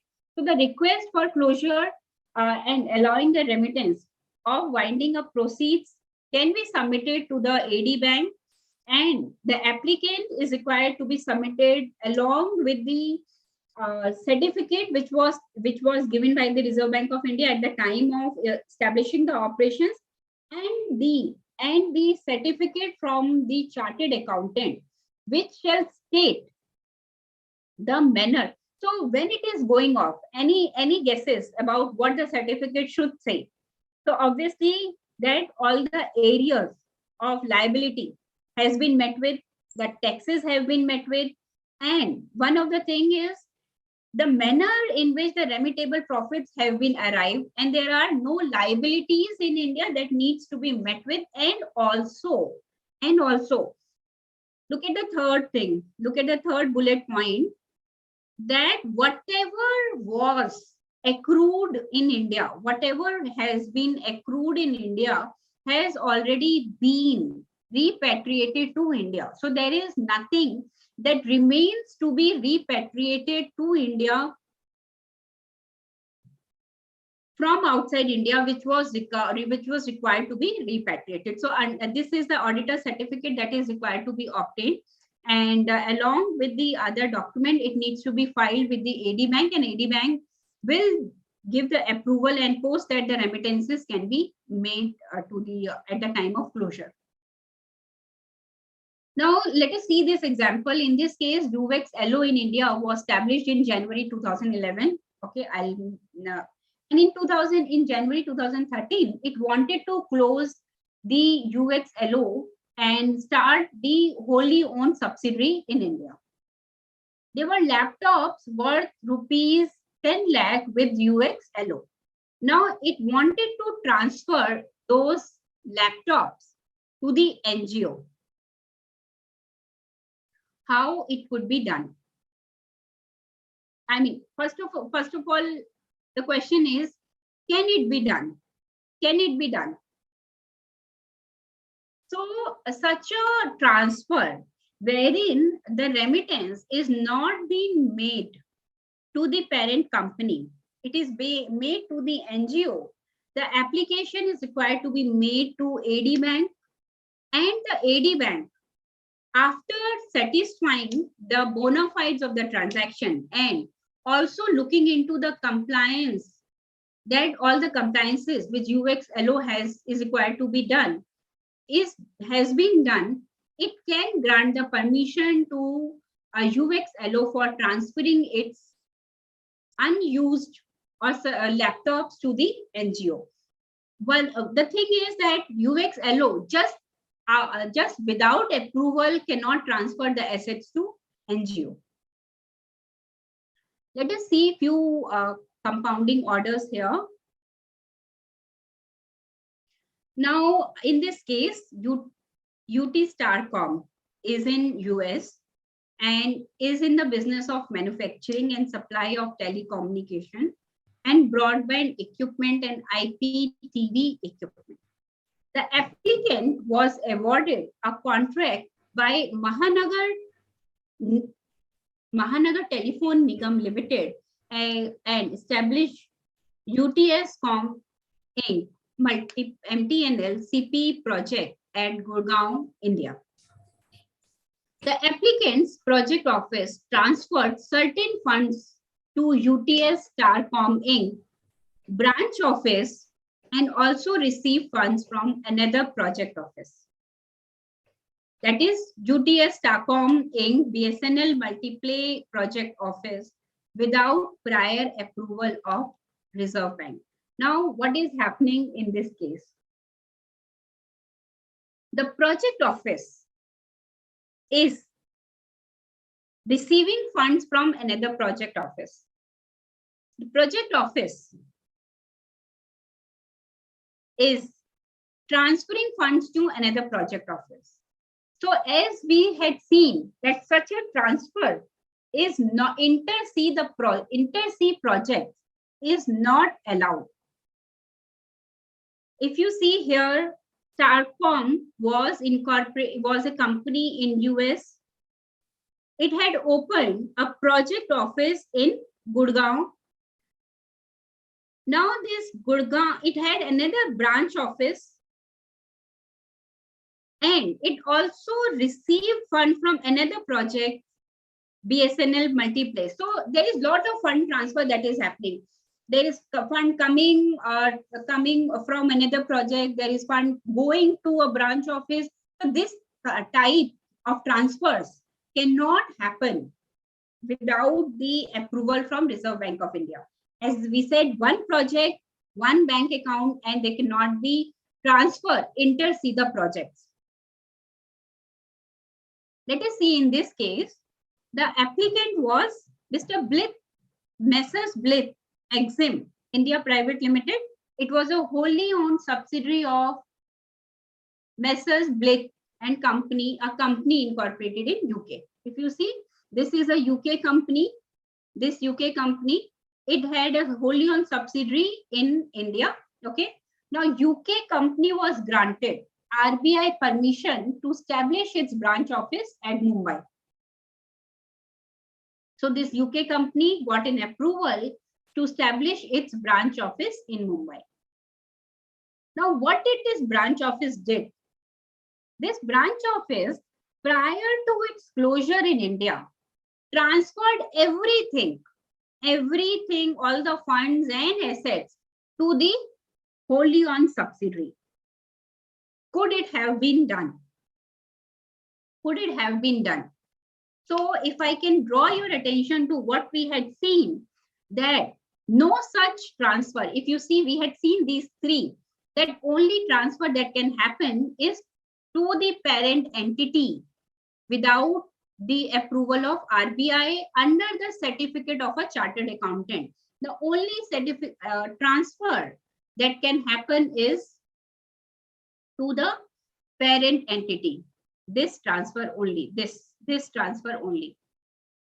Now, wherein the transfer is happening to any other entity, wherein the transfer is happening to any other entity, ABC, PTE Limited, or to AMC Private Limited, to a wholly owned subsidiary of this entity only, of ABC GmbH. Such a transfer could not have happened without the approval of RBI. So we had already seen this, and what we are seeing is now the compounding order that had come in 2017 to RBI for the purpose of compounding.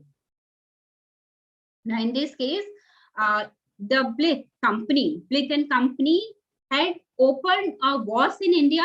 At the same time, it had a branch office. Now, since it has opened a WAS in India, it may not have required the branch office, and therefore it was in the process of closure of branch office. Now, at the time of closure, if you can see, instead of sending everything to its parent company in UK, it transferred the funds to the WAS of the parent entity, which was in contravention of Regulation 3, read with Regulation 6 of Fema 22. This is another example, compounding order that had come for compounding. Let us see what is it. Now, in this case, HB Fuller Adhesive, Deutschland GmbH, is in Germany. It's a German company and is engaged in the business of manufacturing adhesives. The application. Sudha ma'am, can I disturb you? Are you taking a new case? Sorry. Are you taking a new case, or because I wanted 10 minutes?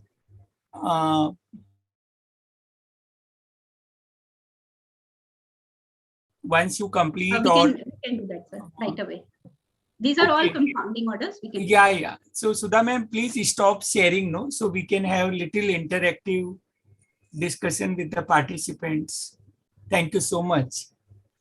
And I would request Sunil Nanalji, Sushil Mehta, P. Venkatesan and Jaideep Mehta, if they are there, they can put on their video. Sometimes, in a webinar, we listen the webinar and we also do multitasking. I accept this because I do sometime. And we welcome Rupali Junare from Nasik to moderate this session. The whole purpose of my intervention when Madam Sudha Bhushan sees encyclopedia on Fema, each one of these people whom you see on the screen, Mr. Venkatesan, Jaideep Mehta, Sunil Nanal, we heard him yesterday. Sushil Mehta, we will be hearing him. Jaideep also will hear him. Now, I wanted to deliberate on how to master any subject, and I want to deliberate how to master Fema, how I have learned Fema. And I want to discuss how to get the work. And each of the certificate course, we are adding these two modules. First is, in the beginning, how to master the subject. And maybe in the beginning only, we will do how to get the work. Because if I don't get the work, I invest 8 into 2, 16 hours. And then my mind keep on talking Fema. So how to master the subject? First is, you have to set this webinar is happening because Madam Sudha Bhushan and myself, we talked on this. We were talking for many times and then we freezed. We will do this from 25th. We were to do from 18th. And in our organizing, we did from 25th. Yesterday, I got a thought, we will repeat once in 3 months because there are more than maybe 40 topics on business laws where CAs are the super masters. With due respect to advocates, company secretaries, cost accountants, and other business professionals. I myself has practiced for 4 years as an advocate, before I jumped again into the council election. So mastering a subject is first taking the route, like I would like to share my screen and what way I have, I keep on studying, but how I studied yesterday. So if you can see what is the history. So we had FERA 47, then we had a second version, like how in the computer applications we have a version. So we had version 273, which was 81 section. And then now we have a Fema 99. So number of sections itself will tell you that this is 50% of what FERA 73 was there. There was 81 section and 49 sections. And so little bit curiosity is, then, there are 6 set of rules.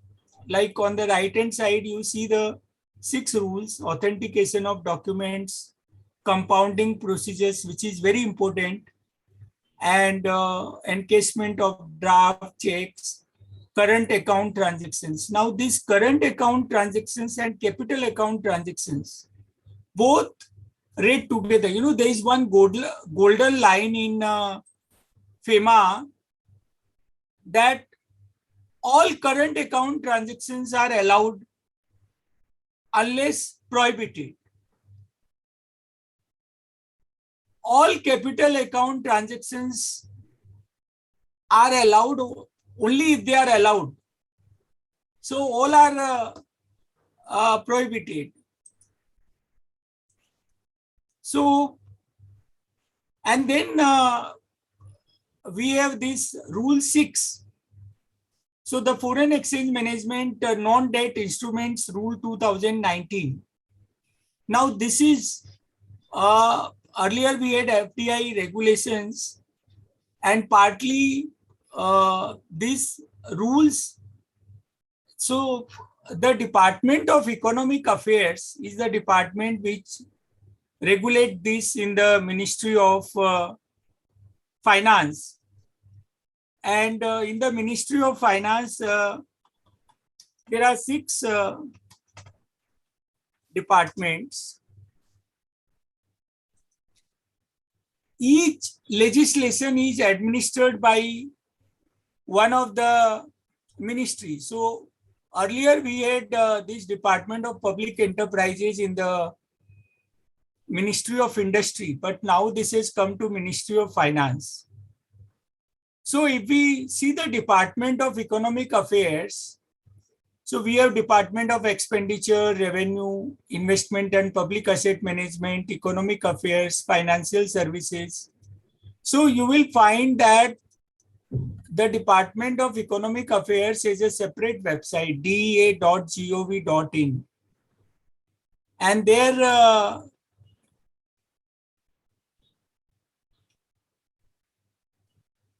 we have a Fema Act.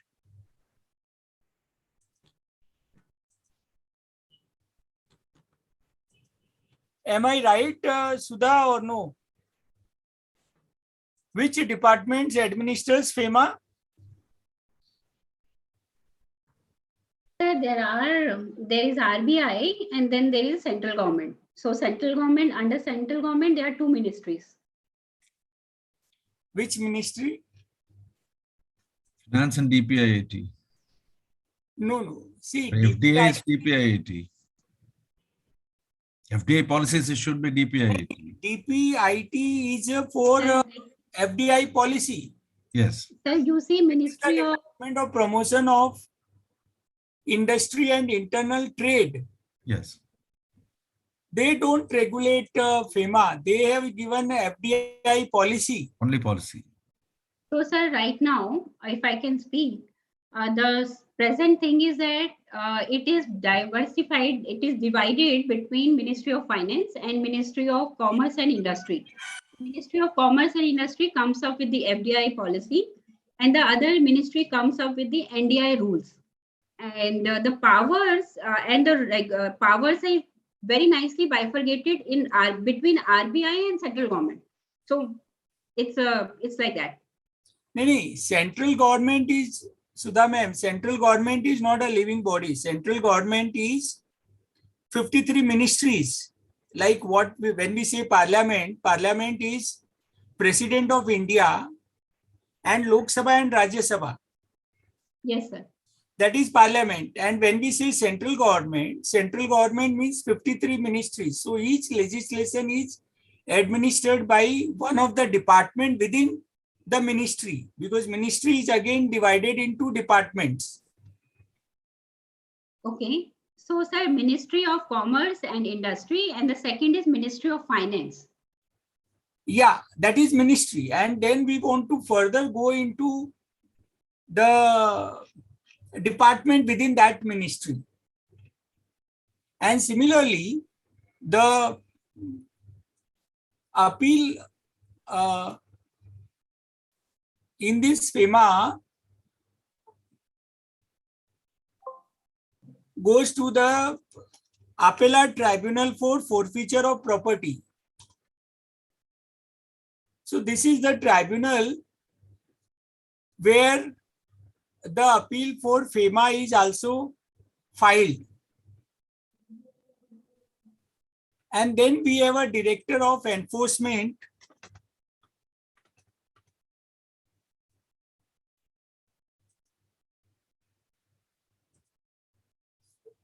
So any legislation, if we look at the whole law which is there on this topic, the Fema legislation is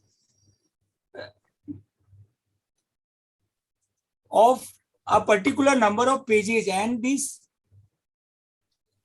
book, which is 333 pages, contains all 49 sections, the Act, 6 rules, and the regulations. So here the list of the regulations is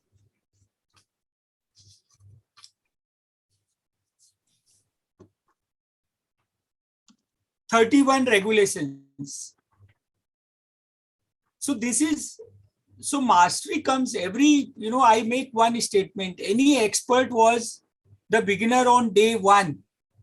When we enrolled the CA course, like Mr. Venkatesan contacted few days back, he's a expert on Fema. So when first day we started learning, so I want each participant, if they have a passion to become expert on Fema, then we have all these encyclopedias, moving encyclopedias to support them. So this is about mastering. And then of course, like on the RBI website, we have all compounding orders available. We have case laws on Fema. And that way we keep on learning the subject. Then the second topic which I want to, Rupali ma'am, do you know how to see the queries? Do you have a admin control? Yes, sir. We have already received 12 to 13 queries. And those are pending to be answered? Yes, sir. Okay. Now I request participants on what I am saying, mastering the subject and getting the work. If they have any query or any odd query which comes to their mind, left, right, center, they can ask that query. So Rupali ma'am, those queries you give me, simple queries. The difficult queries, CA Sudha Bhushan will take care.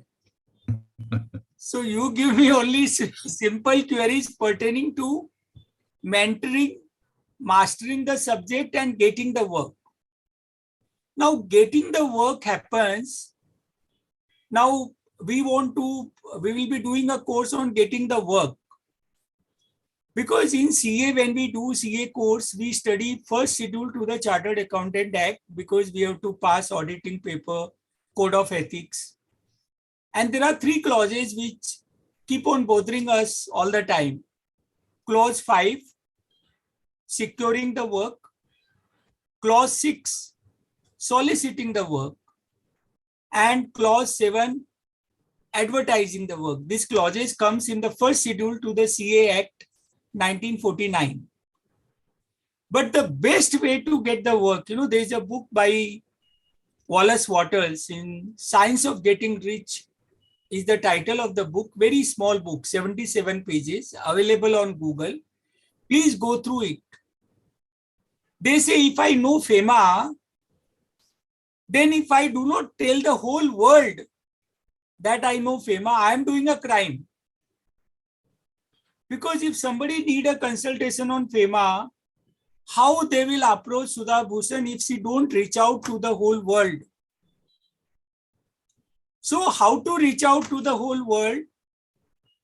Social media platforms are used by more than 400 crores. The world population is 700 crores.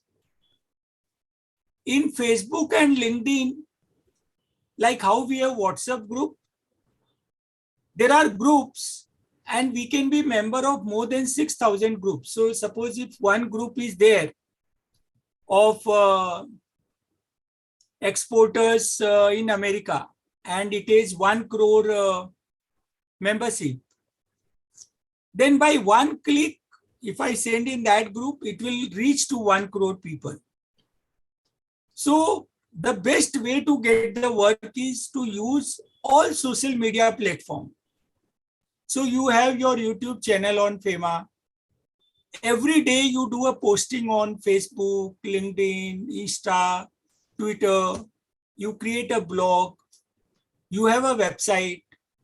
So you write a book. There are online platforms.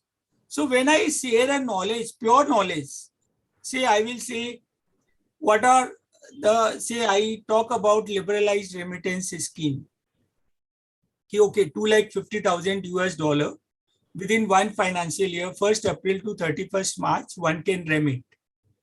And what are the minimum restriction, or what are the businesses where 100% FDI is there? So once we start posting, the mind automatically will give an idea with our reading what we can post every day. And there is a free design platform called Canva. You will not need more than 10 hours to devote to make a beautiful flyer on Canva. And it's a free platform, but if you take paid platform, which is about less than 1,500 rupees per month, automatically the flyer will get redesigned for the size of the Instagram, Twitter. And I can 100% guarantee you, once you do a knowledge sharing, and below that I will write my email ID, I can link it with my website, I write my mobile number, I give the design of all my social media platform. There is no violation of any code of ethics. When I do pure knowledge sharing, I'm not saying give the Fema work to me, but my knowledge sharing will tell the prospective client that here is a person who is expert on Fema. And what I'm saying about Fema will apply to any subject, whatever is your passionate area. You will become known in that subject. जो दिखता है वो बिकता है. Any subject, like I tell each speaker, like I was talking to Sushil Mehtaji, who is expert on post law also, sexual prevention of harassment for women, plus many other areas. Or Sunil Nalalji, he is expert on Fema. And I can assure you, if we are very lucky, within a week we will get the client. But it is the persistence which pays. There is another beautiful book by Napoleon Hill, Think and Grow Rich, a must read by everyone. This book is given 15 chapters. The first chapter is a thought. Whatever has happened in this world has happened twice. Like today, Mr. Venkatesan is on this screen. Second time. First time, he wrote an email to me. If that email was not written, he would not have been on the screen. So similarly, whatever inventions has happened, this webinar is happening second time, not first time. First time it happened when CA Sudha Bhushan and myself, we decided we will have a webinar. So, and then there are, I have made an acronym for 13 steps to riches, to get anything. First is a burning desire. So I have made D, FAKI, PDP, MEM, BS. D, FAKI, public development programme, madam का ma'am, MEM, balance sheet, BS. So first is burning desire. Second is faith, 100% faith. 99.99 will also not work. Third is auto-suggestion. Once you decide you want to get a Fema work, you want to get 10 clients every month. So that is burning desire. Then you have a faith. Third is knowledge, specialized, super specialized knowledge. That means it should be number one in the world. Then you have a fifth is a imagination. Sixth is planning, organized planning. Seventh is your decision. Eighth is persistence. Ninth is a mastermind. If myself and Mr. Venkatesan, we become partner, 1 + 1 is 11 in the business or in any task. And then we have a enthusiasm, 10th. And 11th is a subconscious mind. Now each one of us, we are talking, we are at conscious level. Subconscious level is before we go to sleep and maybe when we wake up. So you see yourself that you are discussing with a London client, you are discussing with a Tokyo client, you yourself is say in New York addressing the NRIs about Fema, or somebody who want to have an office in India.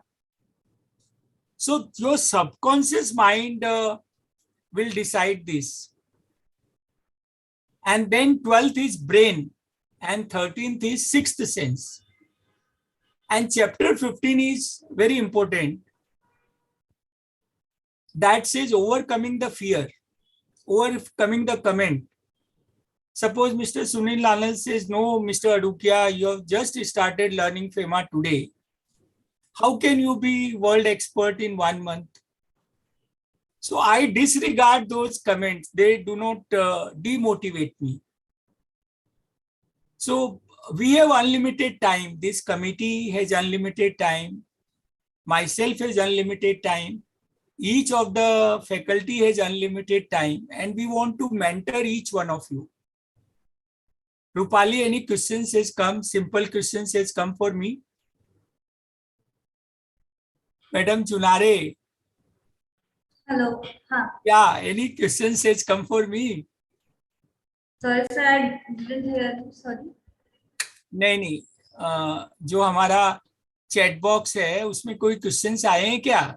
Yes, sir. We have received 12 to 13 queries. वो तो subject पे है ना, how to, Yeah, it is on subjects, right, sir? And how to get the work, उस पे आए हैं क्या? How to get the work? It's a practical difficulties, sir. Those are the practical difficulties. 1 minute, let me see the. There let me add, sir. Sushil. Venkatesh. Sushil, Yes, I sir. requested the office, they should start putting Parth, Mr. Parth. Hello. Are there any questions other than technical questions? Take support, Mr. Parth. If your services are not very good, we will not be continuing with your services. Are there any questions in the chat box?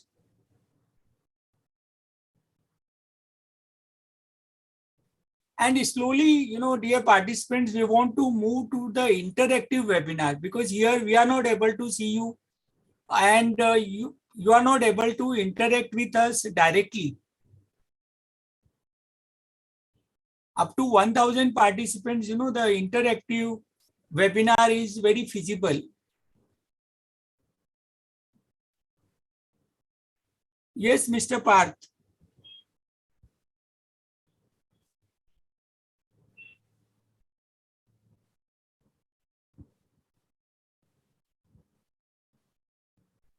So may I add something? Sushil ji and Madam Sudha Bhushan, what we will do in the WhatsApp group itself, we will put web control. There is a username and password. so we can look at the chat box. So from tomorrow, with this tech support, they are the agency who are doing this webinar. Yes, Mr. Parth.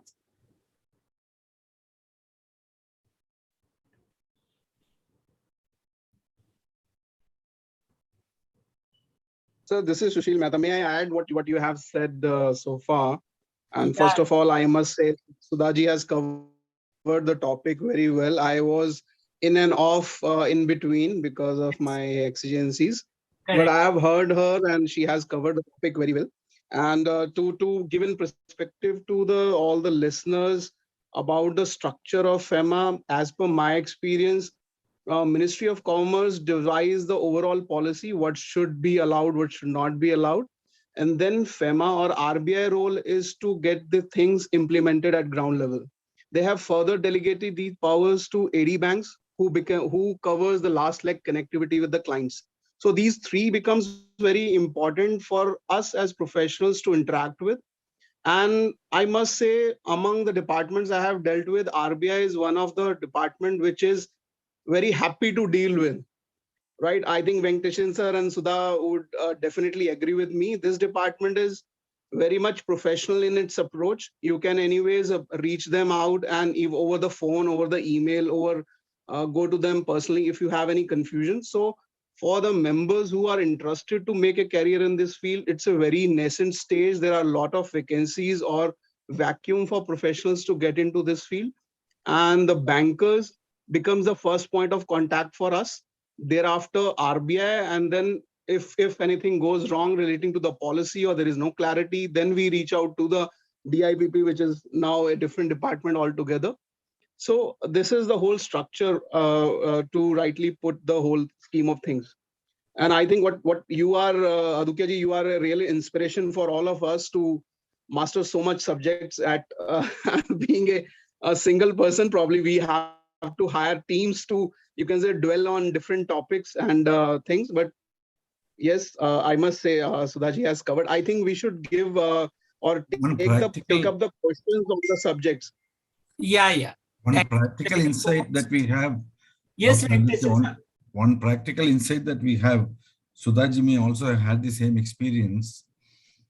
The general experience of interacting with RBI is that they have a professional approach. It's a much better interaction than you generally have with the tax departments. That is for sure. But having said that, RBI has a maternal solicitude towards the commercial banks, and they always insist on every communication being sent only through the commercial bank before they will talk to the professionals, which is okay as far as it goes. The difficulty arises when the bank says, we will not send this to RBI. The RBI says, you should only send it through the bank. That is where the client gets stuck. The company gets stuck. The RBI has a preferential attitude towards the bank compared to other stakeholders. So these are issues which I wish the institute will take up at the appropriate level, sir. One other thing is, whenever a compounding memo is issued, whenever a compounding hearing is scheduled, RBI invariably writes to the company, please do not engage consultants. I believe this is none of the business of RBI.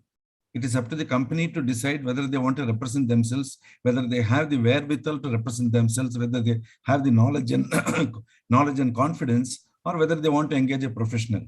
But to RBI to invariably say, don't engage a consultant is completely unwarranted. I pointed this out to RBI officials when they visited our institute at the Fema conference. The regional director of RBI and the general manager of foreign exchange department, I told them, why are you getting into this?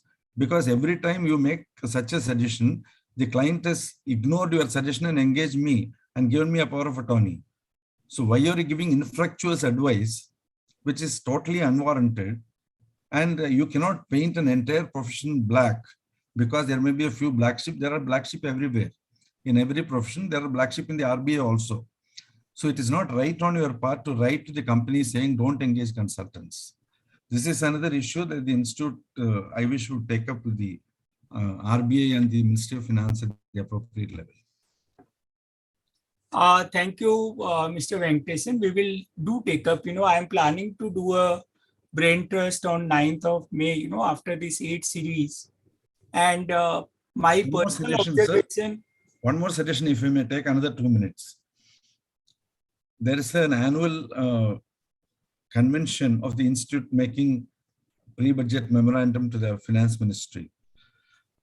It would be nice if the Institute also makes a periodical representation to the Finance Ministry for amendments in the Fema regulations.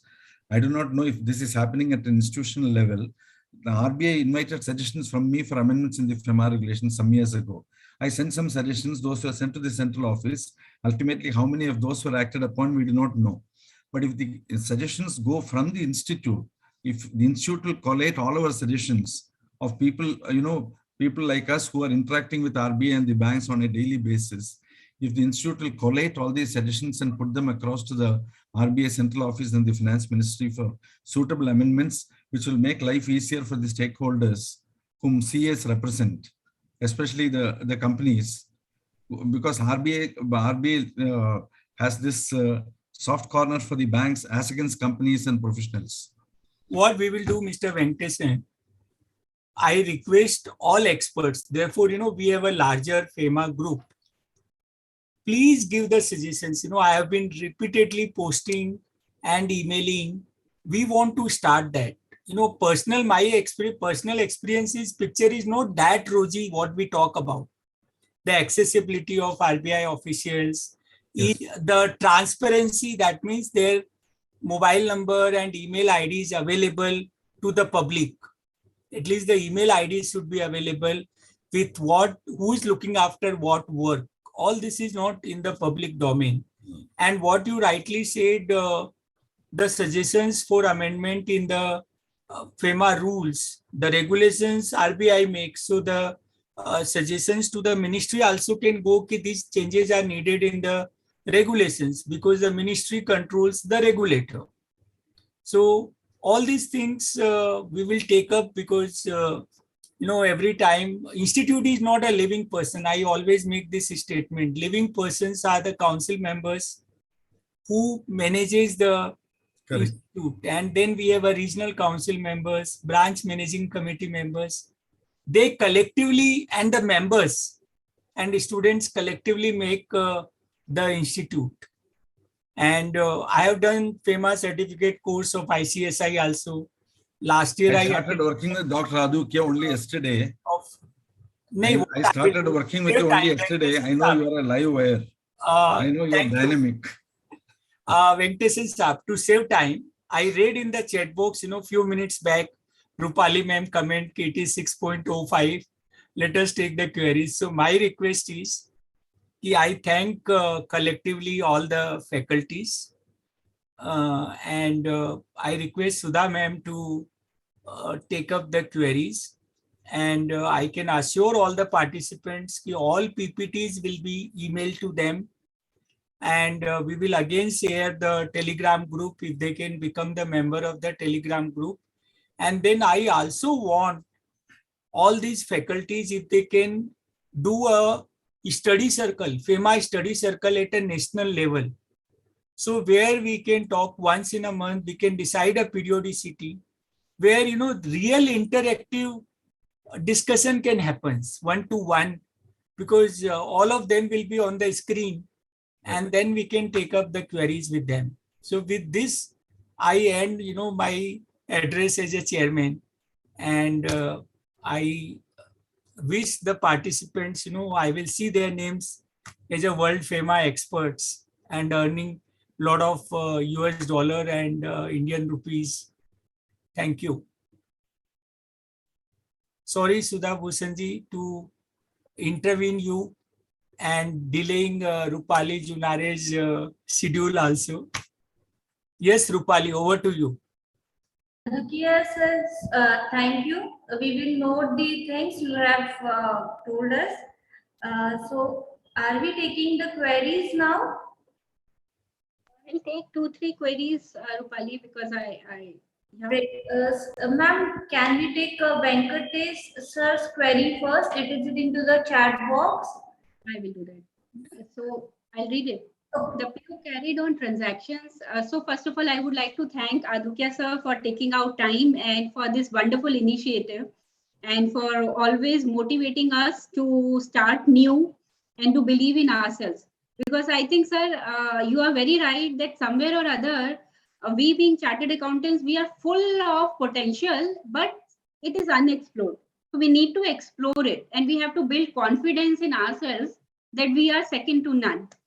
So thank you, sir. Thank you so much. And I'll take the query, sir. So the query is PO carried on transactions even before registering with AD Bank under the journal permission. Those transactions were billed by a foreign HO directly. These are admitted contraventions. These are admitted contravention, but are they compoundable with reference to value of the registration transactions? So they have admitted it that they have carried out transactions even Sir, before registering with the AD Bank. And what those happens? transactions have been billed not by the project office as it should have been, but by the head office of the project office. Sir, see, there are two scenarios when these type of project offices can function. One is that the company can come directly and other is through project office. Right. So if they have chosen to come through project office, they have to route everything through project office. Now, so as I understand that you are rightly mentioning, there is a contravention and that they have admitted as well. Now, my question is, for a transaction carried out by the project office, can the invoice be raised by the head office? That is what has happened in this case. The project office should be billing the client, no, for services rendered by them. Yes, if they have chosen to come through project office for a particular project, it has to be billed through project office only. That is where the contravention has occurred. The head office has billed.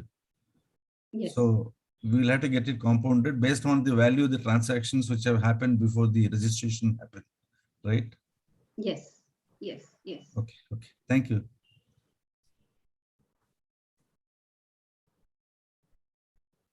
Thank you, ma'am. Next query is Companies Act 2013 applicable to branch offices of foreign companies situated in IFSC gift city?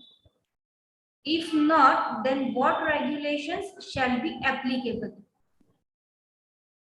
So what we are talking that to the branch office of, if the branch office is situated in IFSC, in that case, will it be, will the company, so to my understanding, it will not be applicable. It will not be applicable. Next question is, what kind of assessee do these PO/LO fall under Income Tax Act? So they fall under the category LO. As we had seen, it is section 285 specifically regulating the LOs. However, for BO and LOs, they fall under the category of foreign company.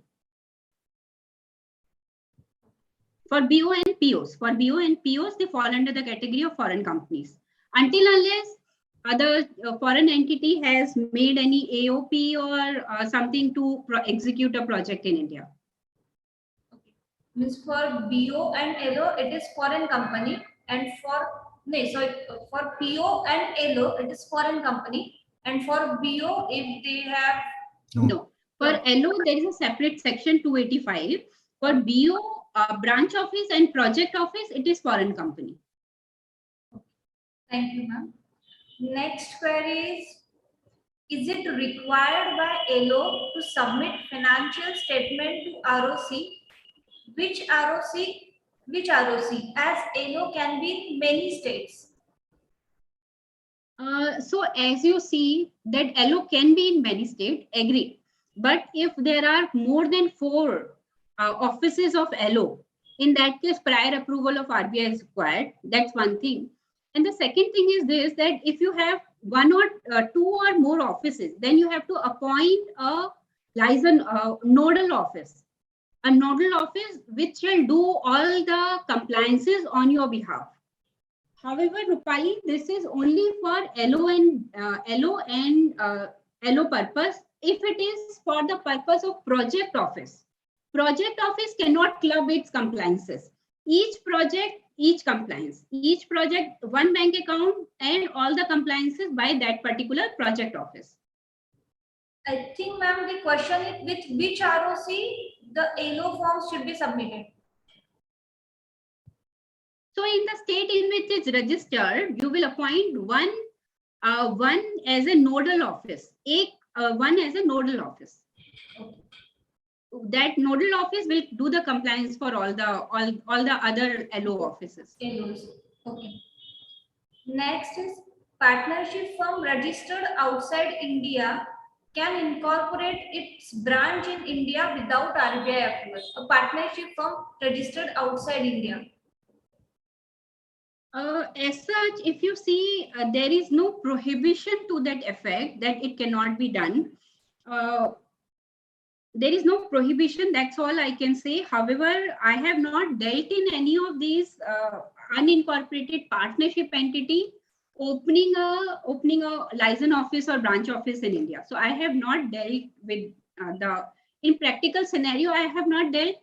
However, as far as the law is concerned and the Fema 22 is concerned, read with master direction, it just says body, corporate, AOP or firm. So it includes all the type of entities. And then it leaves it to the prudence of AD bank that whether it wants to give the license or not. However, practically, I have not dealt with it. May I add something, Sushil here? I think if I have understood question correctly, what they are trying to say, without registering, can they open or can they operate? So answer is no. They have to essentially take a permission. Otherwise, it will be treated as a violation of FEMA, because if you are doing business without having a place of business in India, then it is a violation of FEMA provisions. Right, Sudhaji? Yeah. Okay. Next question is, does Chapter 22 apply to unincorporated foreign entities such as an overseas partnership investing in India? I think, ma'am, you have just covered this. Unincorporated entity outside India can open ALO in India. Cannot open ALO in India, sorry. Next is, can one single foreign entity establish BO, LO, PO and WOS to meet its varied requirements? I think, see, we have seen LO plus WOS, we have seen branch office plus WOS, we have seen project office plus WOS as in wholly owned subsidiaries, but we have not seen LO or BO together, BO or PO together, because there is no specific prohibition to that effect, but you have to prove the business need of it. If you are having BO and LO side by side, I mean, BO can practically undertake everything which LO can undertake. So why there is a requirement? So practically speaking, you will not get the approval of all four of them in any scenario, because it will not be, there cannot be a situation in which you will need all four of them simultaneously. But we definitely can have PO plus WOS, BO plus WOS and LO plus WOS. That can definitely happen. Yeah, may I add a point here? While submitting an application, the foreign company has to give a declaration whether it already had something in India, whether a WOS or any other kind of a structure in India. So what Sudhaji is saying is right. So you have to provide a justification why you need another entity. Like, for example, if you are going for a WOS, so ideally everything can be done under a WOS. So you need to either close down everything else and start something in WOS, right? So you need to provide a justification why you need two structures. Okay. Next question is, period of validity can be made even after expiry of validity. I don't understand this question. Maybe that is a comment that maybe they have dealt with, that he is commenting. So what I had suggested that it should be done before it, but what he is saying that it is possible that you can apply it afterwards as well, which is right. Okay. Next is what happens to movable property which has been acquired by LO, like computers, etc. What happens to these assets when the LO wants to exit LO in India, since it is not allowed to sell or do any business transactions in India? What is to be done about the movable property which LO is having? Yeah. So what we had seen that the remittances cannot be sent to any entity other than the parent entity. Now, these are the winding up proceeds. So it can be sold. The movable properties, the movable assets can be sold to any other entity, but the remittance which comes out of it cannot be sent to any other entity, to the boss of the foreign entity, etc. It needs to be sent to the foreign entity only. It's not a commercial activity. Selling the assets in the case of winding up is not a commercial activity. So the question is very good, but the answer is that it is not a commercial activity. So it should not be a problem. Yeah, may I add here? Probably the question is like, if I'm selling assets, there could be a GST implication or other implications. So to answer what happens in this case is like, hello. Yes, sir. Yes, sir. We are listening. So yeah, so what I'm trying to say is, in cases where the LO is going to close down, the assets are sold as scrap, because the condition is it needs to be sold at a written down value. So whatever, or a value lower than that. So you need to apply for, because certain powers at the time of a closure, the powers is with the AD bank. So you can show like, okay, these are the book values of the assets which you are selling at written down value as scrap, and the values so accumulated can be remitted out of India as in closure proceeds to the head office. Hope it makes sense. Thank you, sir. Can we take a next question? Because, yeah. Next question is, as on 31st March, AAC annual activity certificate for LO to be filed even if its parent company has a closing year on 31st December. That's right. Okay.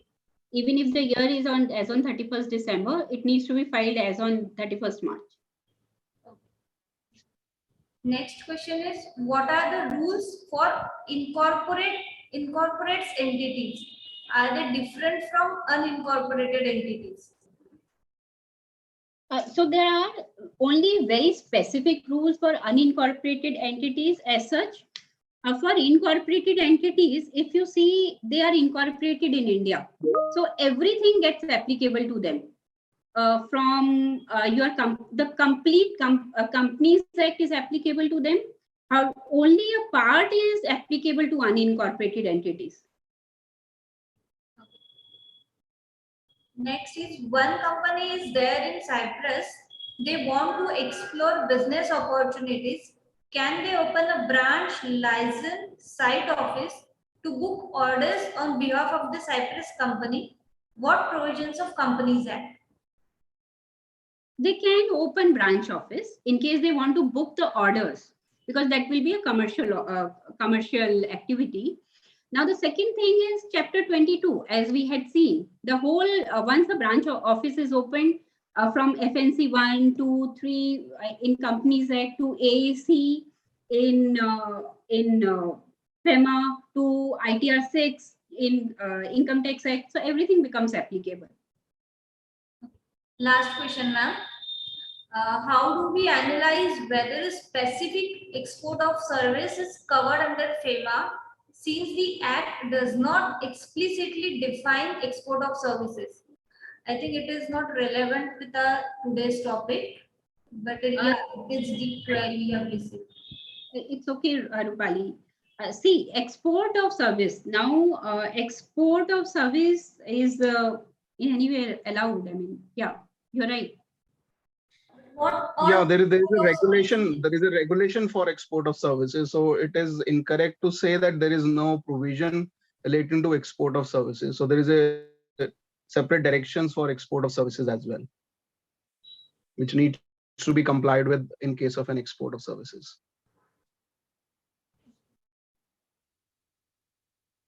queries has been solved. All queries have been solved. So thank you very much, ma'am, for such an enlightening speech, and the examples you have taken. It really helped us to understand the topic more clearly. And thank you so much for the question answer session as well. Um, Thank you. anything? Thank you, Rupali, Yeah, for I must. moderating the session. It was nice. And I wish it was more interactive, wherein we can get the, we can get the response from audience, but maybe we'll have it later on as we progress in our sessions. And to the participants, I would also like to say, as Aditya ji mentioned, we may be starting with the Fema study circle on all India level. So everyone might have my number, which I will just share it also. Just give me 1 minute. So if you might like to record it, it's 9769 033 172. I repeat, 9769 033 172. So if you are willing to join or to be active in Fema studies, to be in any way, you might approach to me, and I'll be very happy to make you part of this initiative. Sushilji, you were saying something, and after that. Yeah, I was just saying, like, okay, it was a wonderful session by you, and nicely managed by Rupali ji. And looking forward for more such sessions, actually, to, you can say, share the knowledge and experience, so that more and more people can get benefit out of it. And it's a good initiative by ICI. With that, I think I must thanks all who are involved in the whole process, and the technical team and the team ICI. Thank you. Thank you, everyone. Thank you. Okay, bye. Take care. Congratulations, Sudha ji. Thank you.